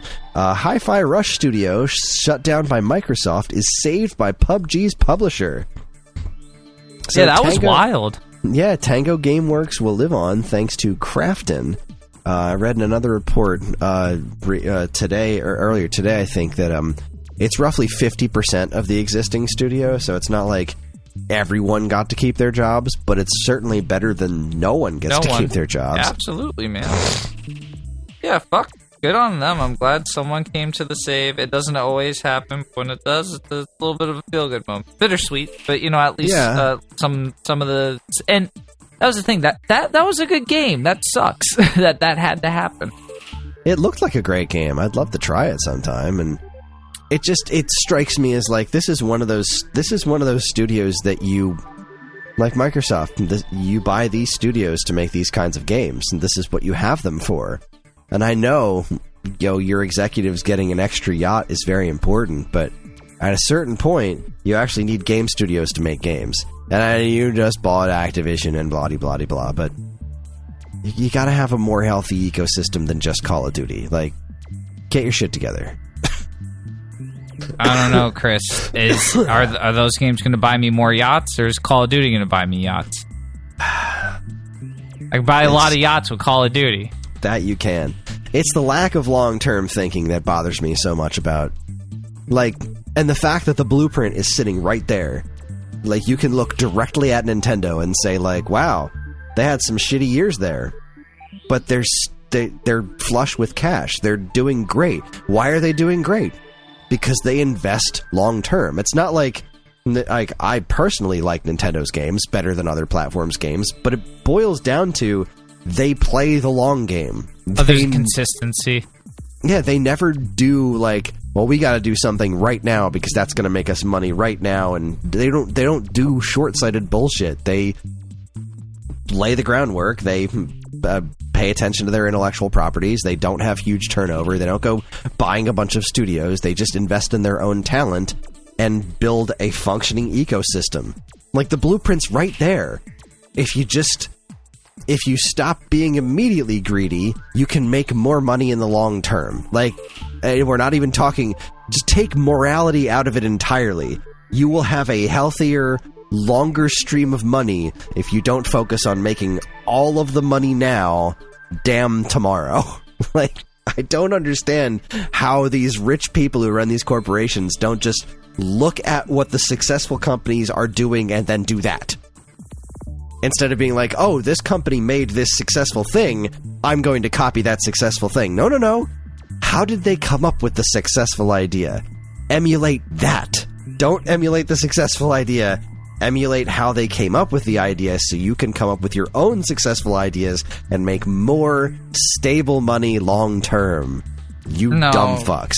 Because it's easier to try just to add more horsepower to the same idea and be like, here, this might be better. You check it out. It was really easy for us to do, and everyone's trying to turn over a quick buck nowadays, and it sucks. It really does suck because we're the ones who have to suffer now, like, for a lack of quality sometimes. And that we do. And it's fucking bullshit. But as a Nintendo fan, I get to enjoy Nintendo's ecosystem, which is pretty neat. So, hooray for that, I guess. Hooray indeed. Hooray indeedy do. Oh, all right. Well, that was fun. Deeply do, neighbor. Just got the big pop. It's $25.87 on each device, so it's about $102. Add to my pot, and the other one's going to pop soon, too. We're at $9.71, so probably within the hour, I'm going to get the other one. Yeah, that's neat. Get that guap. Swim in that guacamole. What the hell is it? You young people and your words. Bro, is that what young people say? They talk about guacamole now? Is money? Is that what that is? No, dude, I'm a crazy old man. I'm not young anymore. This is a crazy fucking old man. Dean, you're younger than me, which means that you're a youngster. You're a youngin', sir. That's how that works. I got knee pain now, man. I'm joining the old person club. Speaking of old people, our next story comes to us from Time Extension. A new Genesis patch brings a bunch of improvements to Jurassic Park Rampage Edition. I have no word. For my own edification. We've got a Super FX3 chip for Doom on Super Nintendo, making that better. And now we've got somebody making patches for Jurassic Park Rampage Edition. Here's the full list of changes. Sega Screen can now be skipped. Grant now jumps higher. Grant now receives health from checkpoints, easy mode only. Grant receives double ammunition from weapon pickups. Grant and Raptor now have variable armor. A Tranquilizer gun can now fire 3 times as fast. Several new endings. New game over screens for Grant and Raptor. New cheat codes. All weapons and infinite ammo. Easy Raptor Rampage and infinite lives. Raptor retains lysine levels between stages and lives. New error handler courtesy of Vladicomper. An SRAM functionality has been added. You can now save your game. To reload your prior progress, simply hold B, start game. Continue to hold B, and the text "Game Loaded" should appear. The retro gaming community is nuts, and I love you. I absolutely love that this is a thing that is happening. Updates to Jurassic Park Rampage Edition. No, fuck them. You wanna do Stone Age Gamer? No. You wanna do Vestlord a favor? You do the love and the treatment to Bubsy. You make that stupid fucking game playable for me. That's what I want. That's happening. What? You heard about that Bubsy collection, right? The limited run announced? I'm not saying I did or didn't. I might be looking at it right now. Bubsy the Perfect Collection is coming out from limited run. It's using the Carbon engine, as far as I know. It definitely has the 1, 2, and 3D in it, as well as the Game Boy version of 2. There is still up in the air whether or not it's going to have the Jaguar game or the Super Bubsy for PC. But regardless, they said that they are enhancing the games to make them a little bit more palatable, I think was the word they used. That's happening. I will check this out. It's available. It's going to be available on Steam. Oh my god, the Game Boy one is going to be on it. Yeah, so as far as I could tell, it's 1, 2, Game Boy, and 3D. I don't know if there's anything else, but that's what I see on the Steam screenshots for it. Alright. Well, Chris, that's the thing. When it was announced, it was like, alright, what are the games in the collection? And then you looked at the Steam page, and that's what's listed on there, but it doesn't say that the Jaguar game is not going to be a part of the collection. And obviously, that's what all 15 Bubsy fans were asking about. Like, you can't call this the perfect collection if you're missing a whole-ass game.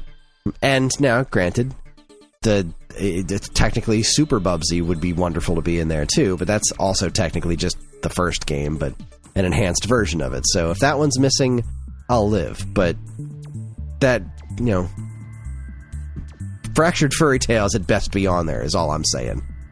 Jaguar emulation completely exists. Limited runs just got to talk to their friends over at Digital Eclipse and get that Jaguar emulator that they used in Atari 50 and have that shit working. Pump it out. Hang on, I want to read one of the reviews that a curator left. There's three of the 15 Bubsy fans left reviews already for the game. I just want to read one of them real quick because oh boy. Add hot Bubsy porn in the compilation, you'll have yourself a fucking deal. By the way, limited run, can I work for you? I have tons of CDRs you can use to print totally working CDI and 3DO repros. Oh, man.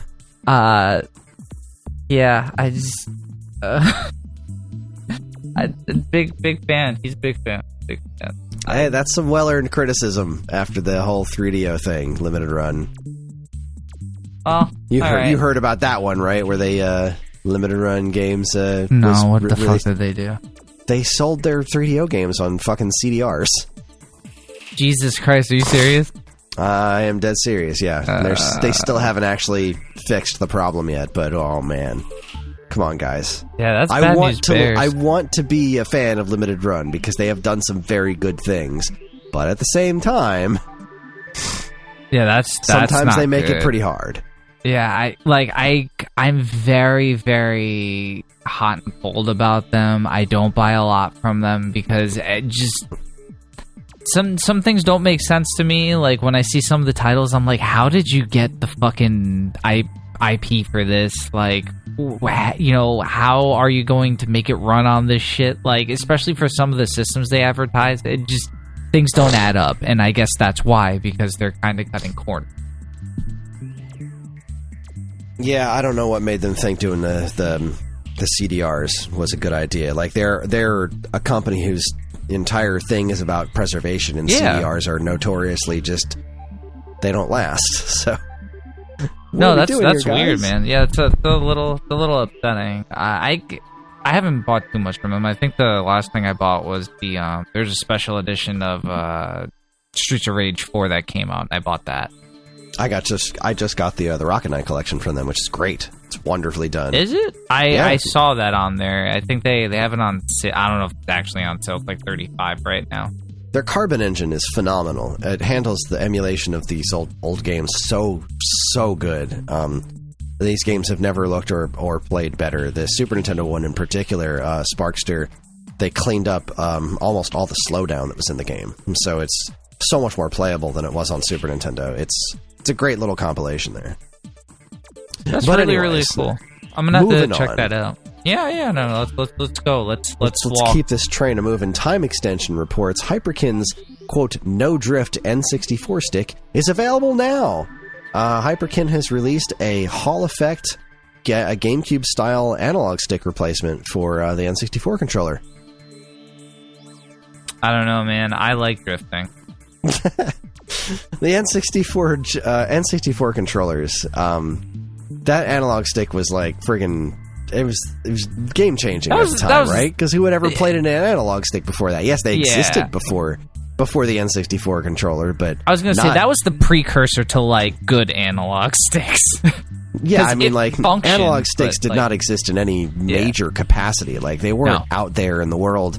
I'm pretty sure like the PC market had access to some of them. People weren't making games for analog sticks before N64. That was like really what kind of popularized it. 100%. And I mean, that's why you only had one of them on the controller, because they didn't know what the fuck they were doing yet. Right, yeah, dual analog wasn't even really a thing. I mean... no, because the PS1 was out, but you had the... What was it? Just the bare bones controller at that point still. Right. There was, in Japan, I think, was when... I could be wrong on this one, but I believe in Japan, it was pre-DualShock, right, because it didn't have force feedback. But the analog PlayStation controller that had dual analog sticks, I believe hit in Japan before the N64 did. But it was a relatively limited release, and there weren't a lot of games that were taking advantage of it either, and it was only by like a couple of months. The first mainstream mass-market analog stick controller, I believe, was the N64. But that analog stick, after a certain amount of time, certainly leaves a lot to be desired, and having this replacement that just kind of drops in is pretty nice. We haven't gotten them at Stone Age Gamer yet just because we haven't placed a Hyperkin order in a little bit, but our Hyperkin levels are looking a little low, so I think we're about ready to place an order. So we should be getting these Hall Effect joysticks relatively soon, and I am very much looking forward to trying one out. Because it seems like a pretty nice thing to have for an N64 controller. I think it's going to be weird using like a GameCube-style analog stick in an N64. We've had things that are similar to this before in the past, but I've never tried one out. But this one claims to be pretty straightforward, and it's Hall Effect, so should avoid drift for theoretically all time. So, we'll see. It's a neat thing. All right.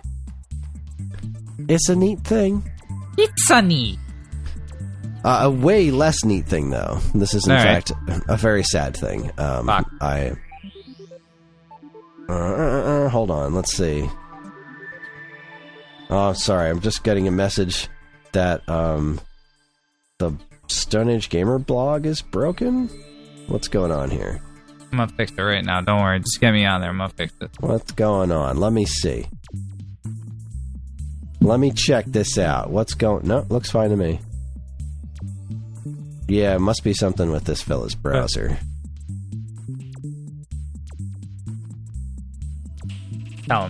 Tell him. There we go. All right, just run a little customer service here. Anyway, back to business. This is a sad story. Nintendo Life reports Rachel Lillis, voice actor for Pokemon's Misty and Jessie, has passed away. Which is a bummer. I did also just learn from this headline that the same voice actress did both Misty and Jessie and Jigglypuff. I did not know that.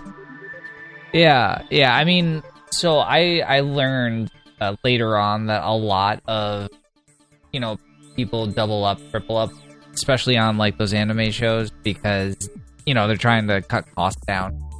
So right. Yeah, that is pretty common. I remember I was surprised when we went to one anime convention way back when back in the early days of Geekade, and excuse me, there was some lady who she was on Yu-Gi-Oh, she was on Pokemon, she was on Naruto, she was on Beyblade, and all those shows came out around the same goddamn time. So it's like mind-boggling just where she was in that time, Right. And I guess that's just a commonplace. It's super sad. She died of cancer, right? Yeah, she was, 55, I think? Yeah, what a fucking shame. That's sad. Way too young. Yeah. All right, next up, IGN reports Boss Team Games announces 2 16-bit platformers based on the Halloween and Ash vs. Evil Dead franchises. Shit, I saw the trailer. In the world? Oh my god. Kris, did you see the trailers? I actually have not watched them yet. I'm going to watch... Right now. We're going to stop what we're doing. I'm doing it right now. I just want to see... All right. Way forward. Doing an Evil Dead game... It's incredible. Sign me up. Yeah, both of them are incredible. Sign me up. So it's Retro Realms. This October, 2 new Retro Realms adventures. Oh boy. Michael Myers is back. Oh my god, this looks so good. Oh my god, this Halloween one looks like friggin' Splatterhouse on crack. Yep. Plus, show me the Evil Dead one. Give me this one. It's weird that it's specifically Ash versus Evil Dead. Right? I guess that's the property now that's available. I don't know. I mean, I got no problems with Ash versus Evil Dead. Was great. Great show, yeah. He's shooting a nail. Oh, this is magnificent. This is magnificent. I'm not even a Halloween fan, and I'm going to play that game. Right? Like, I'm not a giant Michael Myers fan, but it just looks so fucking cool. It looks fun. I do love me some Way Forward. And this is what I'm talking about. These are the people that are making that Yars game. It doesn't look good, but I have such faith in them. Now, granted, sometimes my faith is rewarded. Like, I thought the new Contra game, regardless of its massive technical errors, was a pretty damn good game. Spider Sores, great concept. I thought it was a pretty shitty game. So, they can do hit or miss. So it is entirely possible this Yars game is going to be exactly as bad as I think it is. However, when I see stuff like this, I just cannot not be I can't not be excited. I just... Sure. Sign me up. Looks marvelous. Well, I'm happy I got to experience your joy there.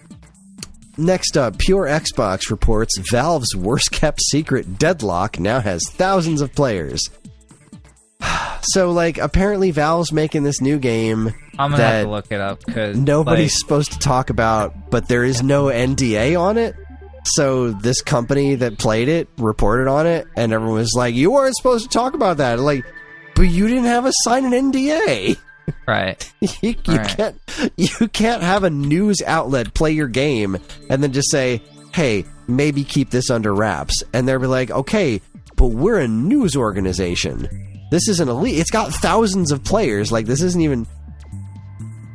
This is such a weird story. The story says I'm going to read straight from Pure Xbox. Perhaps the worst kept secret in all of video game industry right now is Valve's new game and IP Deadlock. There's been quite a lot of drama about the game over the past week, including one outlet sharing its own hands-on experience. And although there's not even an official announcement yet, even though we've already had some leaks, it's already got more than 20,000 concurrent Steam players testing it out, putting it in the top 100 most played games on Steam right now. Even if you've played the game, according to various reports online and social media, you're not meant to discuss, record, stream, or publicize your experience with anyone. As revealed in previous leaks, Deadlock is essentially a 6v6, 4-lane, third-person shooter MOBA in its current state. Obviously, this game is still in development, but if it does see the light of day, there's always a chance it could come to a system like Xbox in the future. Although some Valve titles have skipped consoles in the past, many other series like Half-Life, Team Fortress, Portal, and Left 4 Dead have been released across multiple platforms over the years. I mean, I guess it's nice that Valve's making a game. Let's get the team back together and make Portal 3. Yeah, why the fuck are we making more? And look, I know you kids out there with your fucking Fortnite and your Apex Legends and shit. I'm for you out there, kids. But you know the kids these days. Yeah, fucking scooters and shit. Ankle biter 9000, fax machines. Yeah. But it's more of the same. It's just the same fucking sort of shit that we've been seeing for years. And it's not even a shooter is anything different, because there have been other companies that have tried this before. And I'm not saying that Valve will do a bad job. I'm sure it'll be great. But you're fucking right. There are plenty of other IPs that they've done. Well, maybe not plenty, but there's a couple other IPs that they've done that people would rather see. One of them being Half-Life, another one being Portal, another one being Left 4 Dead. Like that's 3 right there. I'm sure that's all 3, but like all of those. And this is more or less a spiritual successor, I'm sure, to Team Fortress, but like fuck, man. Give me more single player shit. I'm sorry. Yeah. Look, I'm just happy to see them in game development mode at all, because it does give hope that eventually they'll give Half-Life fans the conclusion they've been waiting for decades for, and I would love to see a Portal 3. Right? I think Portal 2 did a great job of setting up anti-gravity moon portals. Like, there's a lot of potential there. Do it. I would love to see them pull it off, because it's a friggin' insane. It's a masterpiece. Yeah, Cabe Johnson, fucking innovator of the century. All right, Go Nintendo reports a new Mario Kart 8 Deluxe Plus Booster Course Pass DLC physical release includes all DLC on the game card.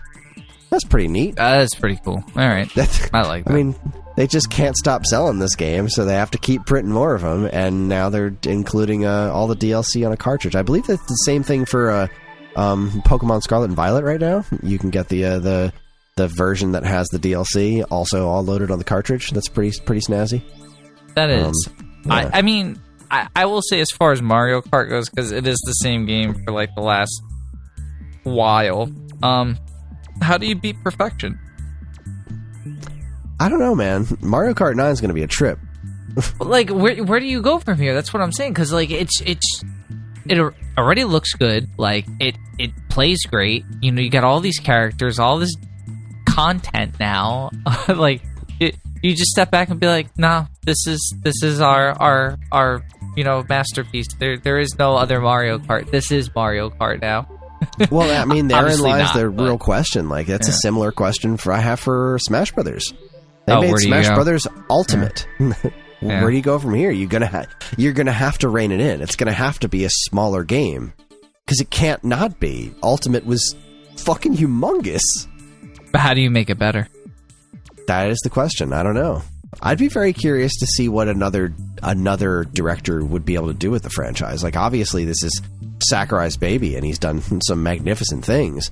But I would be really interested to see what somebody else would be able to do with. Because I remember, thinking about Donkey Kong Country and being like, well, without Rare, who's going to make Donkey Kong Country games? And then Retro made Donkey Kong Country games, true. And they were really different, but they were really fucking good.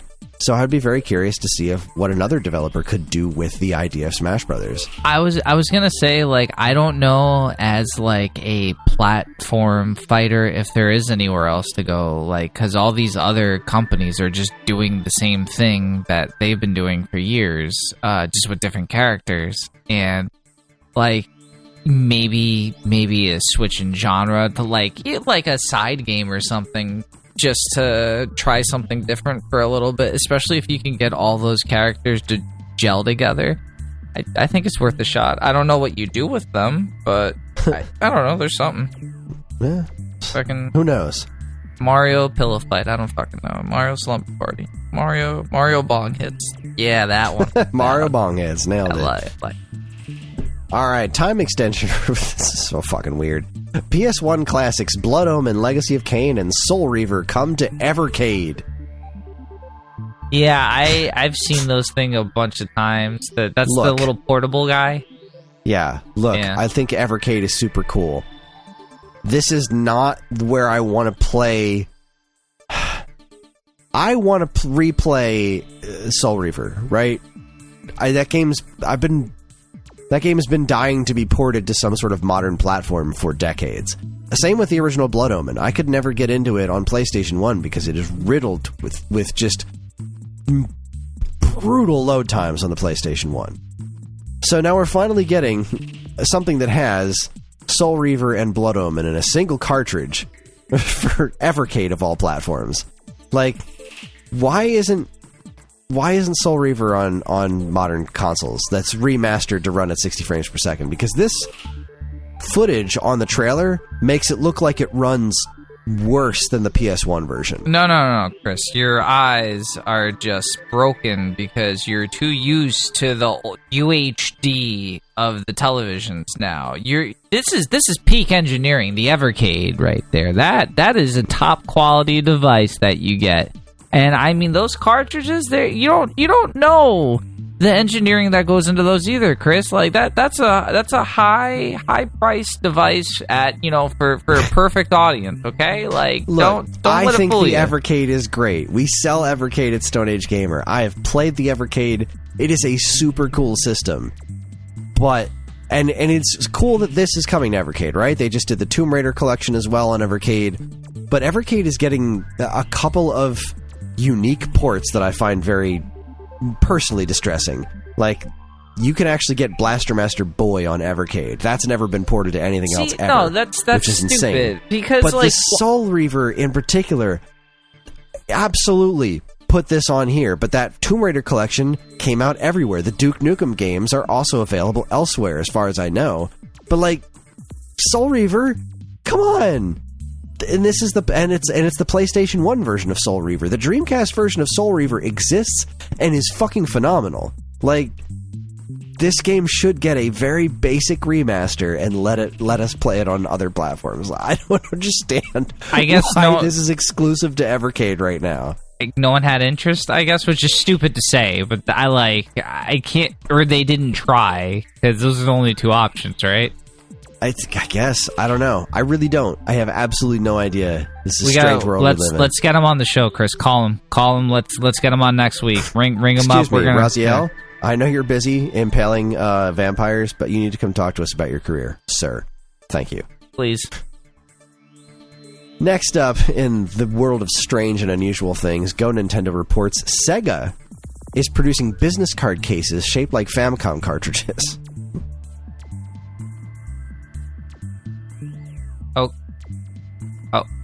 Okay. They are Famicom, Super Mario Brothers, Ice Climber, Donkey Kong, Balloon Fight, and Excite Bike. And you crack them open, and there's business cards inside. They're business card holders that look like Famicom cartridges made by Sega. Why? Chris, also, I just want to let you know I got invited to help test Deadlock, like, right now. Deadlock? Yeah. Oh, the game we were talking about from Valve. Like, literally as we were talking about. I heard you talking about it. They're recording this conversation right now. Oh shit, we got to get him on here. That's an influencer guy. Fuck. Oh god, that was weird. Yeah. What the fuck were you saying? I'm sorry, that just threw me off. Oh, this is the Sega making business card holders that look like Famicom cartridges. Who approved that? There is. Like, look, Nintendo has sued people for less. Like, Sega can't. Well, they're officially licensed. It's just weird that that's weird. Why did Sega think, you know what, we need to make business card holders? Because also, in the age of cell phones, business cards are very important, and they need to be shaped like Famicom cartridges. Now, we could make our own that look like Sega Genesis cartridges or SG-1000 cartridges if we're in Japan. We could do that. But no, I think we should make Nintendo ones. And I don't disagree with them. This is a better product than the Sega Genesis ones would be. But it's just not their brand. It's so freaking weird. I mean, Sega does what Nintendo don't, right? And this is it, like printing fucking business card holders, because Nintendo's like, hey, that's not going to make us a lot of money. Let's not do that. And Sega's like, you're not going to do that? Well, fuck it, we'll do it. And I'm sure it will be successful enough to make them a few ducats. You want one? Can I buy one right now? No, I can't yet. But soon, Chris, we can buy them. And we got to collect them all, right? I guess. Guys, join the Patreon so that we can buy all these Nintendo card holders for our business cards that don't exist. But I tell you what. You guys join up on Patreon, and we'll start printing business cards again. Because we had some really nice looking ones. We did, didn't we, Chris? I have those Geekade ones, and I have Stone Age Gamer ones that I carry around my wallet and give out to people sometimes. See, I'm not saying business wouldn't you cards like a nice aren't useful. Famicom thing holder for it? I would genuinely like to have one of these things. All that right, doesn't well, make their existence any less weird. Patreon, fucking help us out. We're in business card holder season now. Mid-August. Mid-August is business card season. Damn right it is. Fucking what's a print site? Fucking Canva. They're all up in swimming in the Scrooge McDuck money right now. Okay. Canva McDuck. All right. Last but not least. Oh God. I absolutely hate that I'm still talking about this, but here we are. If you'll remember, maybe a decade ago, I backed a Kickstarter game called Chicken Wiggle Workshop. Stop. We are going to talk about... Okay, yeah, go ahead. We are. Well, there was a... When was the last one? Let me get back to the updates page here. Back in...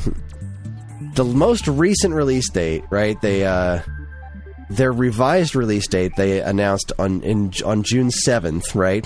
Because the game was supposed to come out on June 21st. So on June 7th, well, the game was supposed to come out many times before that. But they were like, yeah, we need more time. It's going to come out on August 23rd. Naturally, things have been pretty quiet leading up to the August 23rd release date, which, I mean, it's August 16th today, which is when they decided to announce this wonderful Kickstarter update, which I will read to you now. Hit me. The title is Hatch Tales is Finished. We wanted to update you on where we're at with our feathered friends. Hatch Tales is finished, and we are on the cusp of submitting it to Nintendo for their final approval. Oh, hooray! Let's hear that butt. That's right. August 16th. They have not submitted it to Nintendo. They're almost submitting it to Nintendo. Kinda. The game is super tight, and we're so excited for you to hookshot your way through the kingdom of Talonreach, whatever. Once Hatch Tales has the thumbs up from Nintendo, we will update you on the final release date. I also want to apologize for lack of communication. This, I believe, right here, is the first time in the years since this Kickstarter campaign started that Jules Watson has apologized for anything. He actually used the word apologize. But he says, I want to apologize for the lack of communication. We should have been better about keeping you in the loop as we got closer to the August 23rd release date. Excuse me, sure, you should have done a better job of keeping us in the loop the entire fucking time, not just leading up to this release date. We were hoping the date would still work out. This month has been a whirlwind of activity. We know this last-minute delay might be frustrating, and we appreciate your patience. Thank you for sticking with us. We're almost there. We don't have a choice because you were refusing to give anyone refunds. And now some good news. Please find a sneak peek of one of the bonus Chibi Muds levels that you will be able to unlock in Hatch Tales below. We hope you enjoy. Look. I can't say I'm surprised that there's yet another delay.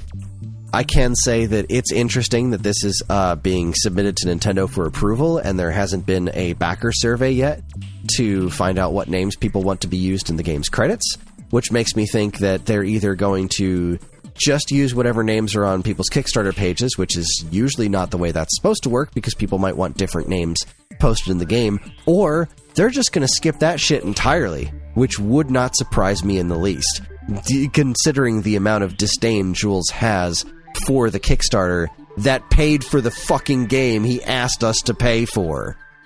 As usual, there's absolutely no answers from anybody asking questions in the comments. This whole thing is a fucking dumpster fire, and I really just want it to be over. But here we are, one more delay, and we no longer have a release date. Now they're not even giving us a new date. It's just like, close. Right, it's not going to be August 23rd, but it's going to be soon. So we'll let you know sometime in the not too distant future if or when this game's actually going to come out. And I don't have enough middle fingers to point in the direction of this project. Like, you remember when I was talking to you earlier about September? Yeah. I feel like this game's going to come out in September. I feel like they're going to drop this game in September and nobody's going to notice. Because how would they? there's a ton of stuff coming out in September, and they're going to drop this in the middle of that, and they're going to be like, nobody bought this game again. Why? Well, because you didn't tell anyone. You didn't tell anyone. You delayed it a bajillion times. There's been no marketing leading up to this at all whatsoever. So there's nothing getting anybody excited for this game. Not that there's anything to get excited about, because this new version of it looks demonstrably worse than Chicken Wiggle. Chicken Wiggle had this stupid name, charming characters. It was this simple, fun little thing. And they have turned it into something so much worse and more than anybody wanted it to be in the first place. The people who backed this project backed it because it was going to be a port of the 3DS game on Switch in fucking 2017. And now here we are all these years later, and we're getting this expanded version that nobody wanted. They redesigned the character to be way more generic. It's called Hatch Tails instead of Chicken Wiggle. There's no longer a worm in your backpack that's your friend. Now you're just a stupid fucking bird who can't fly who uses a hook shot for some reason. It's so dumb. So dumb. I hate everything about you. Exhausted. I'm sorry. That's all I got. That's it for Week Old News, everybody. That was the last story we're ending on. And with that, we're going to take ourselves another break. And when we come back, it's going to be the Alphabet Super Series. We're going to talk about On the Ball for Super Nintendo and discuss how much we enjoyed rolling a ball through a maze in 16 bits. You're listening to the Stone Age Gamer podcast from Geekade.com. Stick around.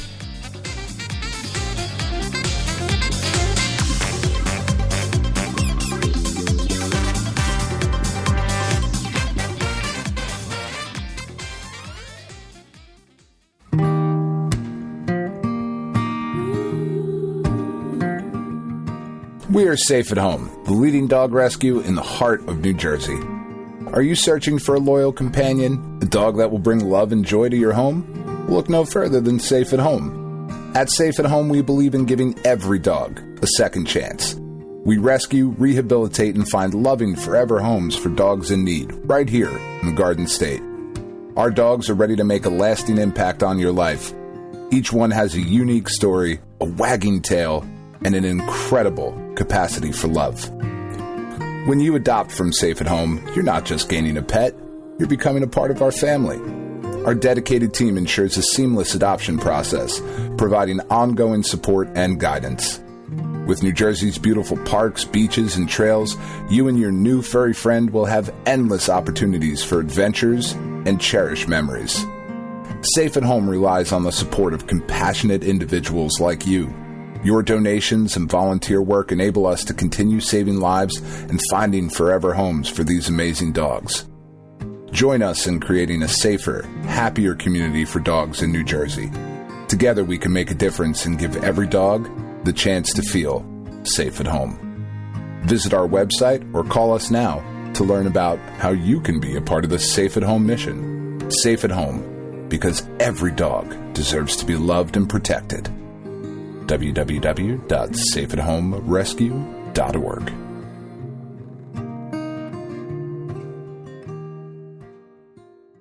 Vestlord is here, clicking and clanging away on the controller for the entertainment of the public.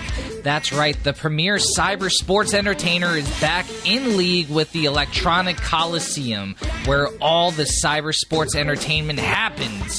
The Vestlord is going on a winning spree of likes unknown to get a shot at the coveted Electronic Coliseum Championship. If you want to see if the Vestlord has what it takes, head on over to the show notes for where to find him, or search Vestlord on Twitch or YouTube. Become a fan of the ECC, back the best, cheer for the Vest. See you there. Hey, I'm Ryan. And I'm Andy. Neither of us are David Crane, but we are the hosts of David Crane's Amazing Movie Time. That's our monthly Geekade Patreon exclusive podcast that covers movies that are cult classics, weird, or just sometimes laughably bad. We ourselves have at least two of those qualities, so I guess it makes sense to hear what we think of those movies in retrospect.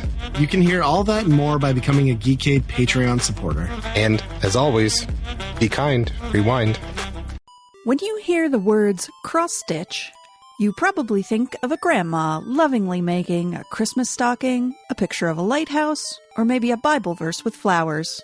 But that's not what we do at Shoot the Moon Stitches. We take the old-fashioned art of cross-stitch and pair it with contemporary themes and imagery to create striking works of art that make the perfect gift for anyone who grew up with the internet and has a wicked sense of humor and an appreciation for pop culture. From cult favorite TV shows and movies, to retro video games, to TikTok trends. If it's made you smile, chances are we've stitched it. You can shop our selection of art and gifts by going to Etsy.com and searching Shoot the Moon Stitches. For all your fun, feminist, fandom fiber art needs, visit Shoot the Moon Stitches.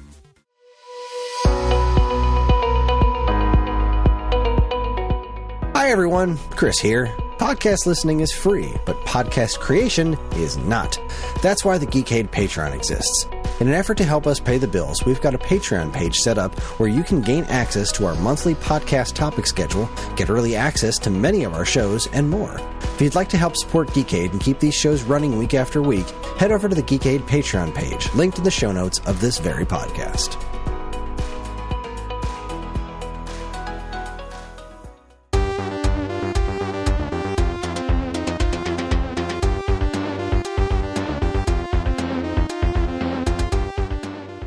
Okay, everybody, we are back, and it's time for the Alphabet Super Series. The way this works is every month, Dan and I, we choose games alternating for different letters of the alphabet. This month was my pick, and I picked for the letter O, On the Ball for Super NES, which is also known as Camel Tree. It was released sometime in 1992. There's actually not a ton of info on this game on the internet that I could find, but it is an interesting little game. I learned about this from our friend Ferg. I really enjoyed this game called Koro Rinpa on the Wii, which is it's basically this game but in 3D, right? You would hold the Wii remote, and there was a marble on screen, and you would just use the Wii remote to tilt this 3D like maze around to roll this marble through. It was a really charming game, and then here's the Super Nintendo version. Basically, it's 2-dimensional, and so you use the L and R buttons to rotate the entire playfield around using Mode 7, and you basically just have to roll this ball through a course, like an obstacle course, to get to a goal. And that's basically On the Ball. There doesn't seem to be a whole lot to it. How did you play this?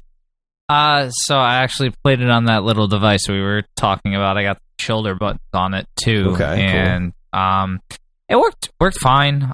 This game actually reminded me of, I think it's the Sonic 2 stage or Sonic 3 stage, where Sonic's kind of falling and the level kind of revolves around you. It's one of the special stages. That's Sonic 1.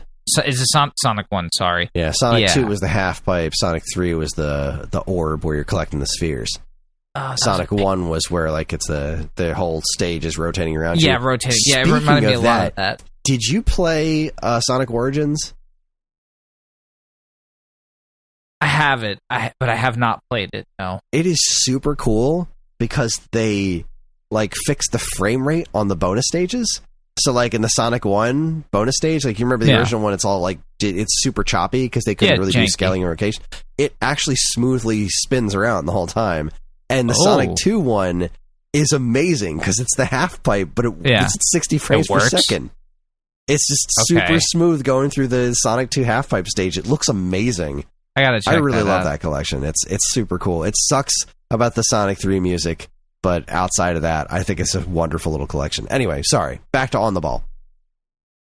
Yeah, On the Ball. It's a ball. It's a game. What I did notice, and what was fairly interesting, is that it is super smooth. Like when you're rotating everything, works really, really well. The ball physics are really good because I don't know about you, but like in the first couple stages, I felt like I was a goddamn master. Like I was navigating this thing, no problem. It felt you felt very like you knew what you were doing right away, which is the sign of a good game when you can just get the handle on it without too much else. But yeah, I mean, with the system that I had, it worked great. Now you said you played it with a controller, right? Yeah, so I loaded this up on my FX Pack Pro, and I played a couple sessions of it. The first time I played it was just the regular controller, and I think I did the first. There's 4 chunks of levels, right? There was like 4 beginner, sets. Intermediate, hard, expert, and fuck you. Yeah, so I did the first one on the first playthrough, and I was like, yeah, I get the hang of this. This is pretty cool, and I'm pretty good at it. And then I did a couple days later, I did the second one, and then I got COVID. Nothing made sense anymore. And then, but today we were talking in the Discord, and somebody had mentioned that it had mouse functionality. And I was like, I did remember seeing that in the controls. And I didn't even think to try it out because I just assumed, like, in my head, I knew exactly what I wanted the mouse controls to be in this game. Yeah. And I was 100% positive they weren't going to be that. Like, it was like, this is basically just going to be, you could use the mouse and you could probably navigate some menus with the mouse. And then when you play the game, you just press the buttons, just like the shoulder buttons on the controller. Mm-hmm. And that's how you play the game. That is 100% not the way it works. It works exactly the way I wanted it to work. Oh, that's awesome. When you move the mouse to the right, it rotates in one direction. When you move the mouse to the left, it rotates the other direction, and it moves as quick or as slow as you do. So, like, it's not the steady motion of, like, holding on a button where it's just scrolling at a steady pace. It scrolls exactly as fast or slow as you're moving the mouse. It's 1-to-1 with your mouse speed. So, I don't know if you noticed, but the fucking the high score section, I was like, why is it? Oh my god, it's so hard to enter your name. With a fucking mouse, it makes all the sense in the world. It does. It makes so much more sense. Yeah. I played it just a little bit tonight because I only had a little bit of time before we had to get on the show. But once plugging that in with the mouse, it was a totally different game. It's so good. I played the third set of levels with the mouse, and I just was blowing through it. It was so much easier to control. Okay. Yeah, because really liked that. Yeah, the third set of levels was where I think it was the fourth course. I just tapped out because I spent 2 continues on just trying to get into the goalpost, which was this very tiny little opening, and I couldn't do it. Yeah, I mean, like, I felt, and somebody in the Discord said this, and I felt 100% the same. I always felt like the screen rotated differently than I wanted it to. Like, the buttons I would press weren't doing what I expected them to do. It was... I agree. I felt... and I thought it was just me fucking up, honestly, because it's a new game. But I did feel like I was doing something and the game was like, no, we're going to go in the other direction. Or like, I thought maybe I double tap, and because it's an older game, or, you know, I'm playing it on a shmemulator, that it wasn't picking up the button press or something. But, like, yeah, it could just be the game being a little weird, too. But, it just felt, it was weirdly counterintuitive. Yeah. Like, I don't know what it was. I couldn't really nail it down, but it just felt counterintuitive. I mean, there aren't a lot of games like this, really. What's another one? Topsy-Turvy or whatever, where you actually have the motion for it on the Game Boy Advance. Oh, right, Yoshi Topsy-Turvy, yeah. Mm-hmm. Yeah, you know, that's a better example of... Or what was Kirby Tilt and Tumble? Yes, that's what I was thinking of. I gotta get back to that one on Switch. I can't believe how well that works on Switch. I'm so glad that exists. Wait, they have that on Switch? Oh, yes, they put it on I remember. Nintendo Switch Online, and it's motion controlled. It works great. That's really cool. Because you can actually see the damn screen. Because the problem with playing it on Game Boy was it was Game Boy Color, and there's no backlight on that, so you're playing it, and like as soon as you turn the screen, you can't see what you're doing anymore. Yeah, that was such a great thing to have on Nintendo Switch Online. I love that that's there. Yeah, so I mean, this game reminded me a lot of those games, but a lot, you know, with a lot less character. And nothing against this game. Also, did you notice those weird like victory? I was going to say, you say a lot less character until you get like a game over or something, and it's like, here's a T-Rex with a marble in its mouth. Fucking what? Yeah, like the victory ones are these weird, like oddly serene, like Asian scenes like someone They're painted it. so weird. Yeah.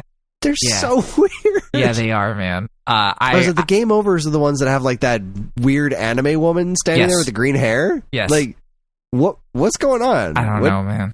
What is it? Where does she come from?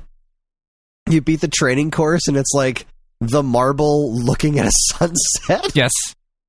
And the second one's just like the marble at night, like reflecting. And I'm like, why? What has this marble gone through?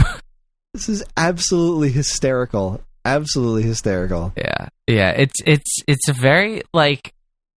I kind of want to beat it just to know if there's an actual story, like if the marble turns into the lady or something, and then like flies away. Like, is it crazy like Michael Jackson Moonwalker?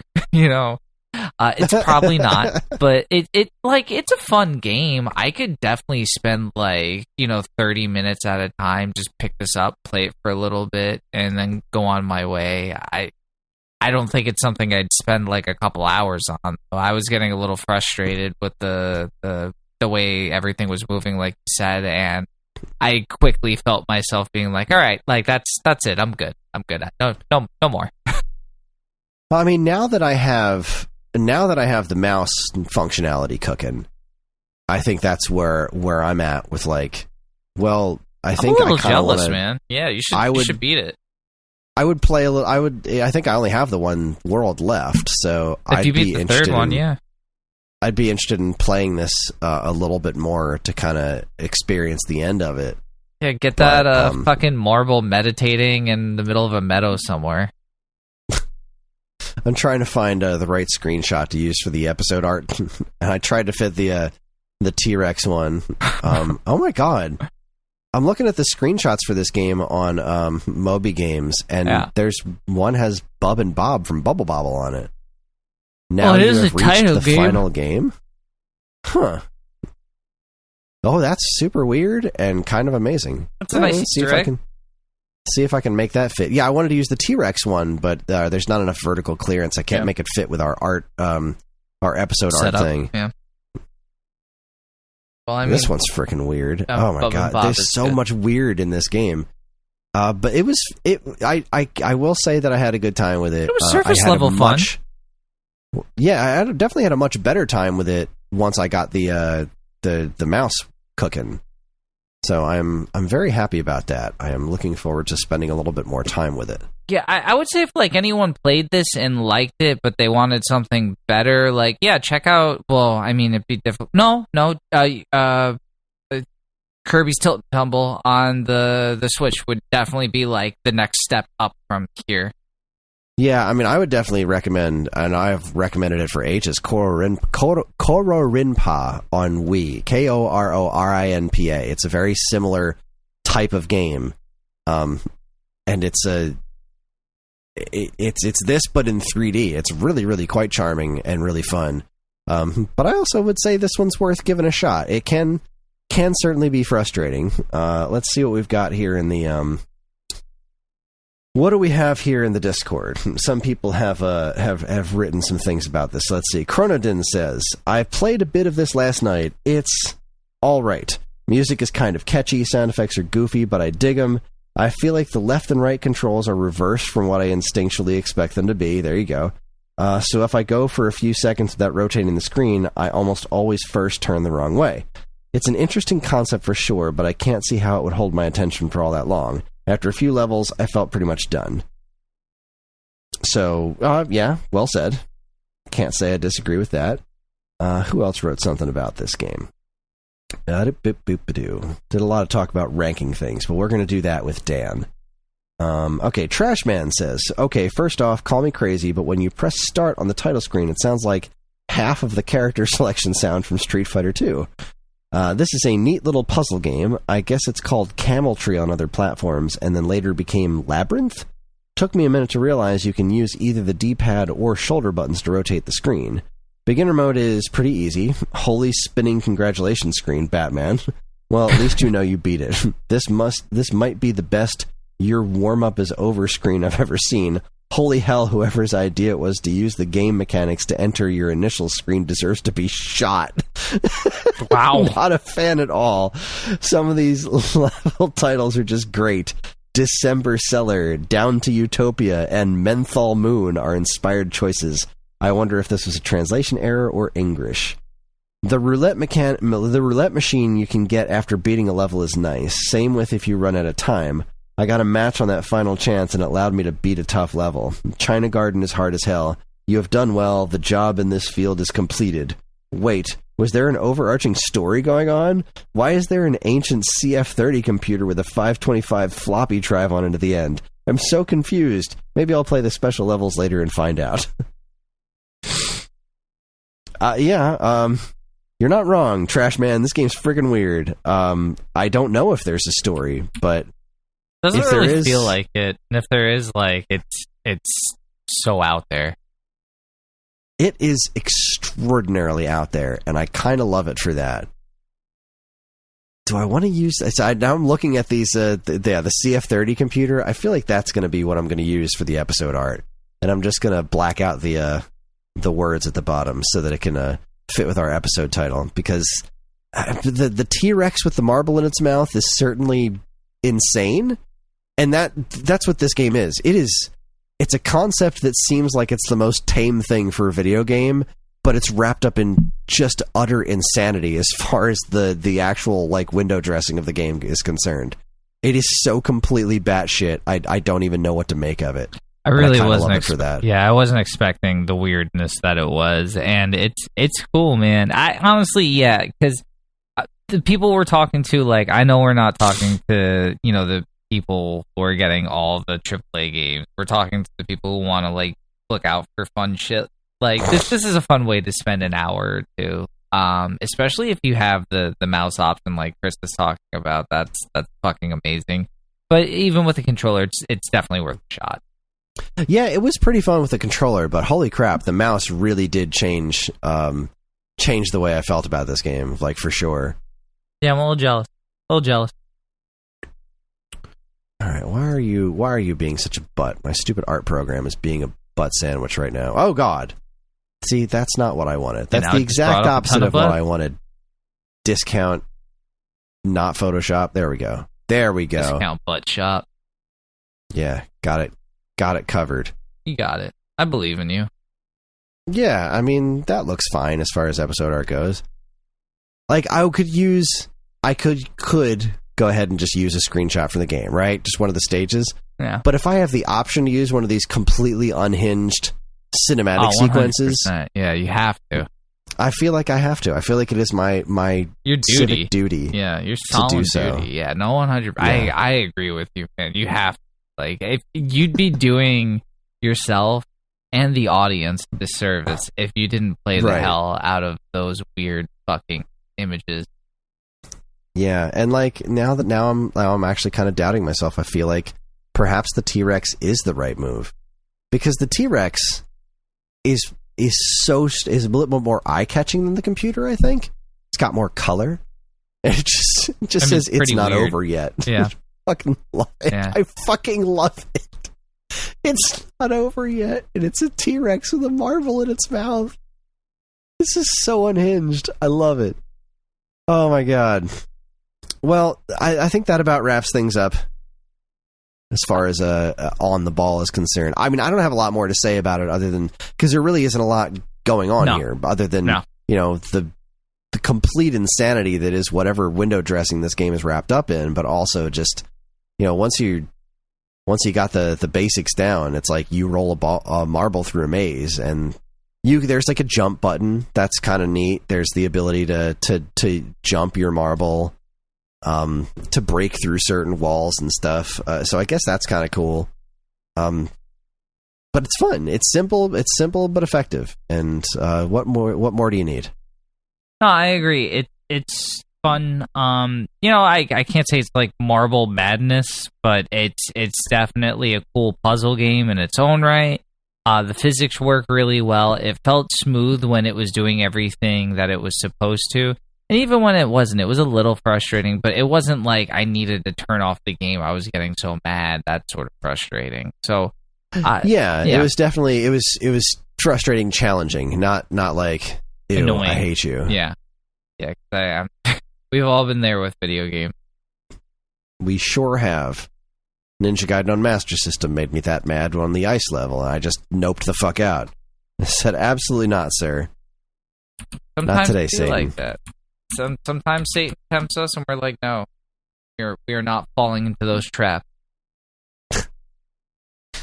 Oh, boy. All right, well, that leaves us with time for our next pick, and it just so happens to be that Dan gave me his next pick when we were discussing things earlier about what to do about the show tonight. And since Dan is picking the letter P, his pick is Power Blade 2 for the NES. Well, look at that. That is exciting. I want to say this showed up. No, this didn't show up on NSO. Power Blade 2. This was a 1992 NES game from Taito. This is one of those games I believe is worth a buttload of money. Oh. And I can't remember. I might actually have this one. Fucking Dan trying to drive up the price. Yeah, seriously. That's his whole thing. Okay, I don't have Power Blade. What's the one I have? Oh, I have Shatterhand. Shatterhand, Power Blade. Yes, I have loose Shatterhand loose. Jesus, that game loose is worth $70. That's bananas. Oh, all right, Power Blade 2 for the NES. Did this come out? Yeah, no. I feel like something like this came out on Nintendo Switch Online. No, I can't recall. Oh my god, this game had a different name. It was called Captain Saver. Okay. In Japan, this is called Captain Saver. A weird name. Yeah, that is a weird name. Oh, look at this. It's Catch the Taito Wave, and it's advertised Power Blade 2, Little Samson. Wow, all right. Here's your games that we're going to release 10 copies of, and they're going to be worth $1 bajillion in 20 years. Amazing. All right, so there you go, folks. Power Blade 2 is your homework for the next Alphabet Super Series. Hopefully Dan will be back in business then, and we'll be all will be well. But with that said, that is our show. Join us next time for the August 10, 20, 30, 40, where we talk about notable game releases from 10, 20, 30, and 40 years ago this month. We are on most social media platforms, and if you want to get in touch with us, we aren't very difficult to find. All it takes is a quick look at our show notes. You'll see links to our social media accounts, as well as all manner of other fun stuff, like a link to our namesake, StoneAgeGamer.com, and more useful links than you can shake a joystick at.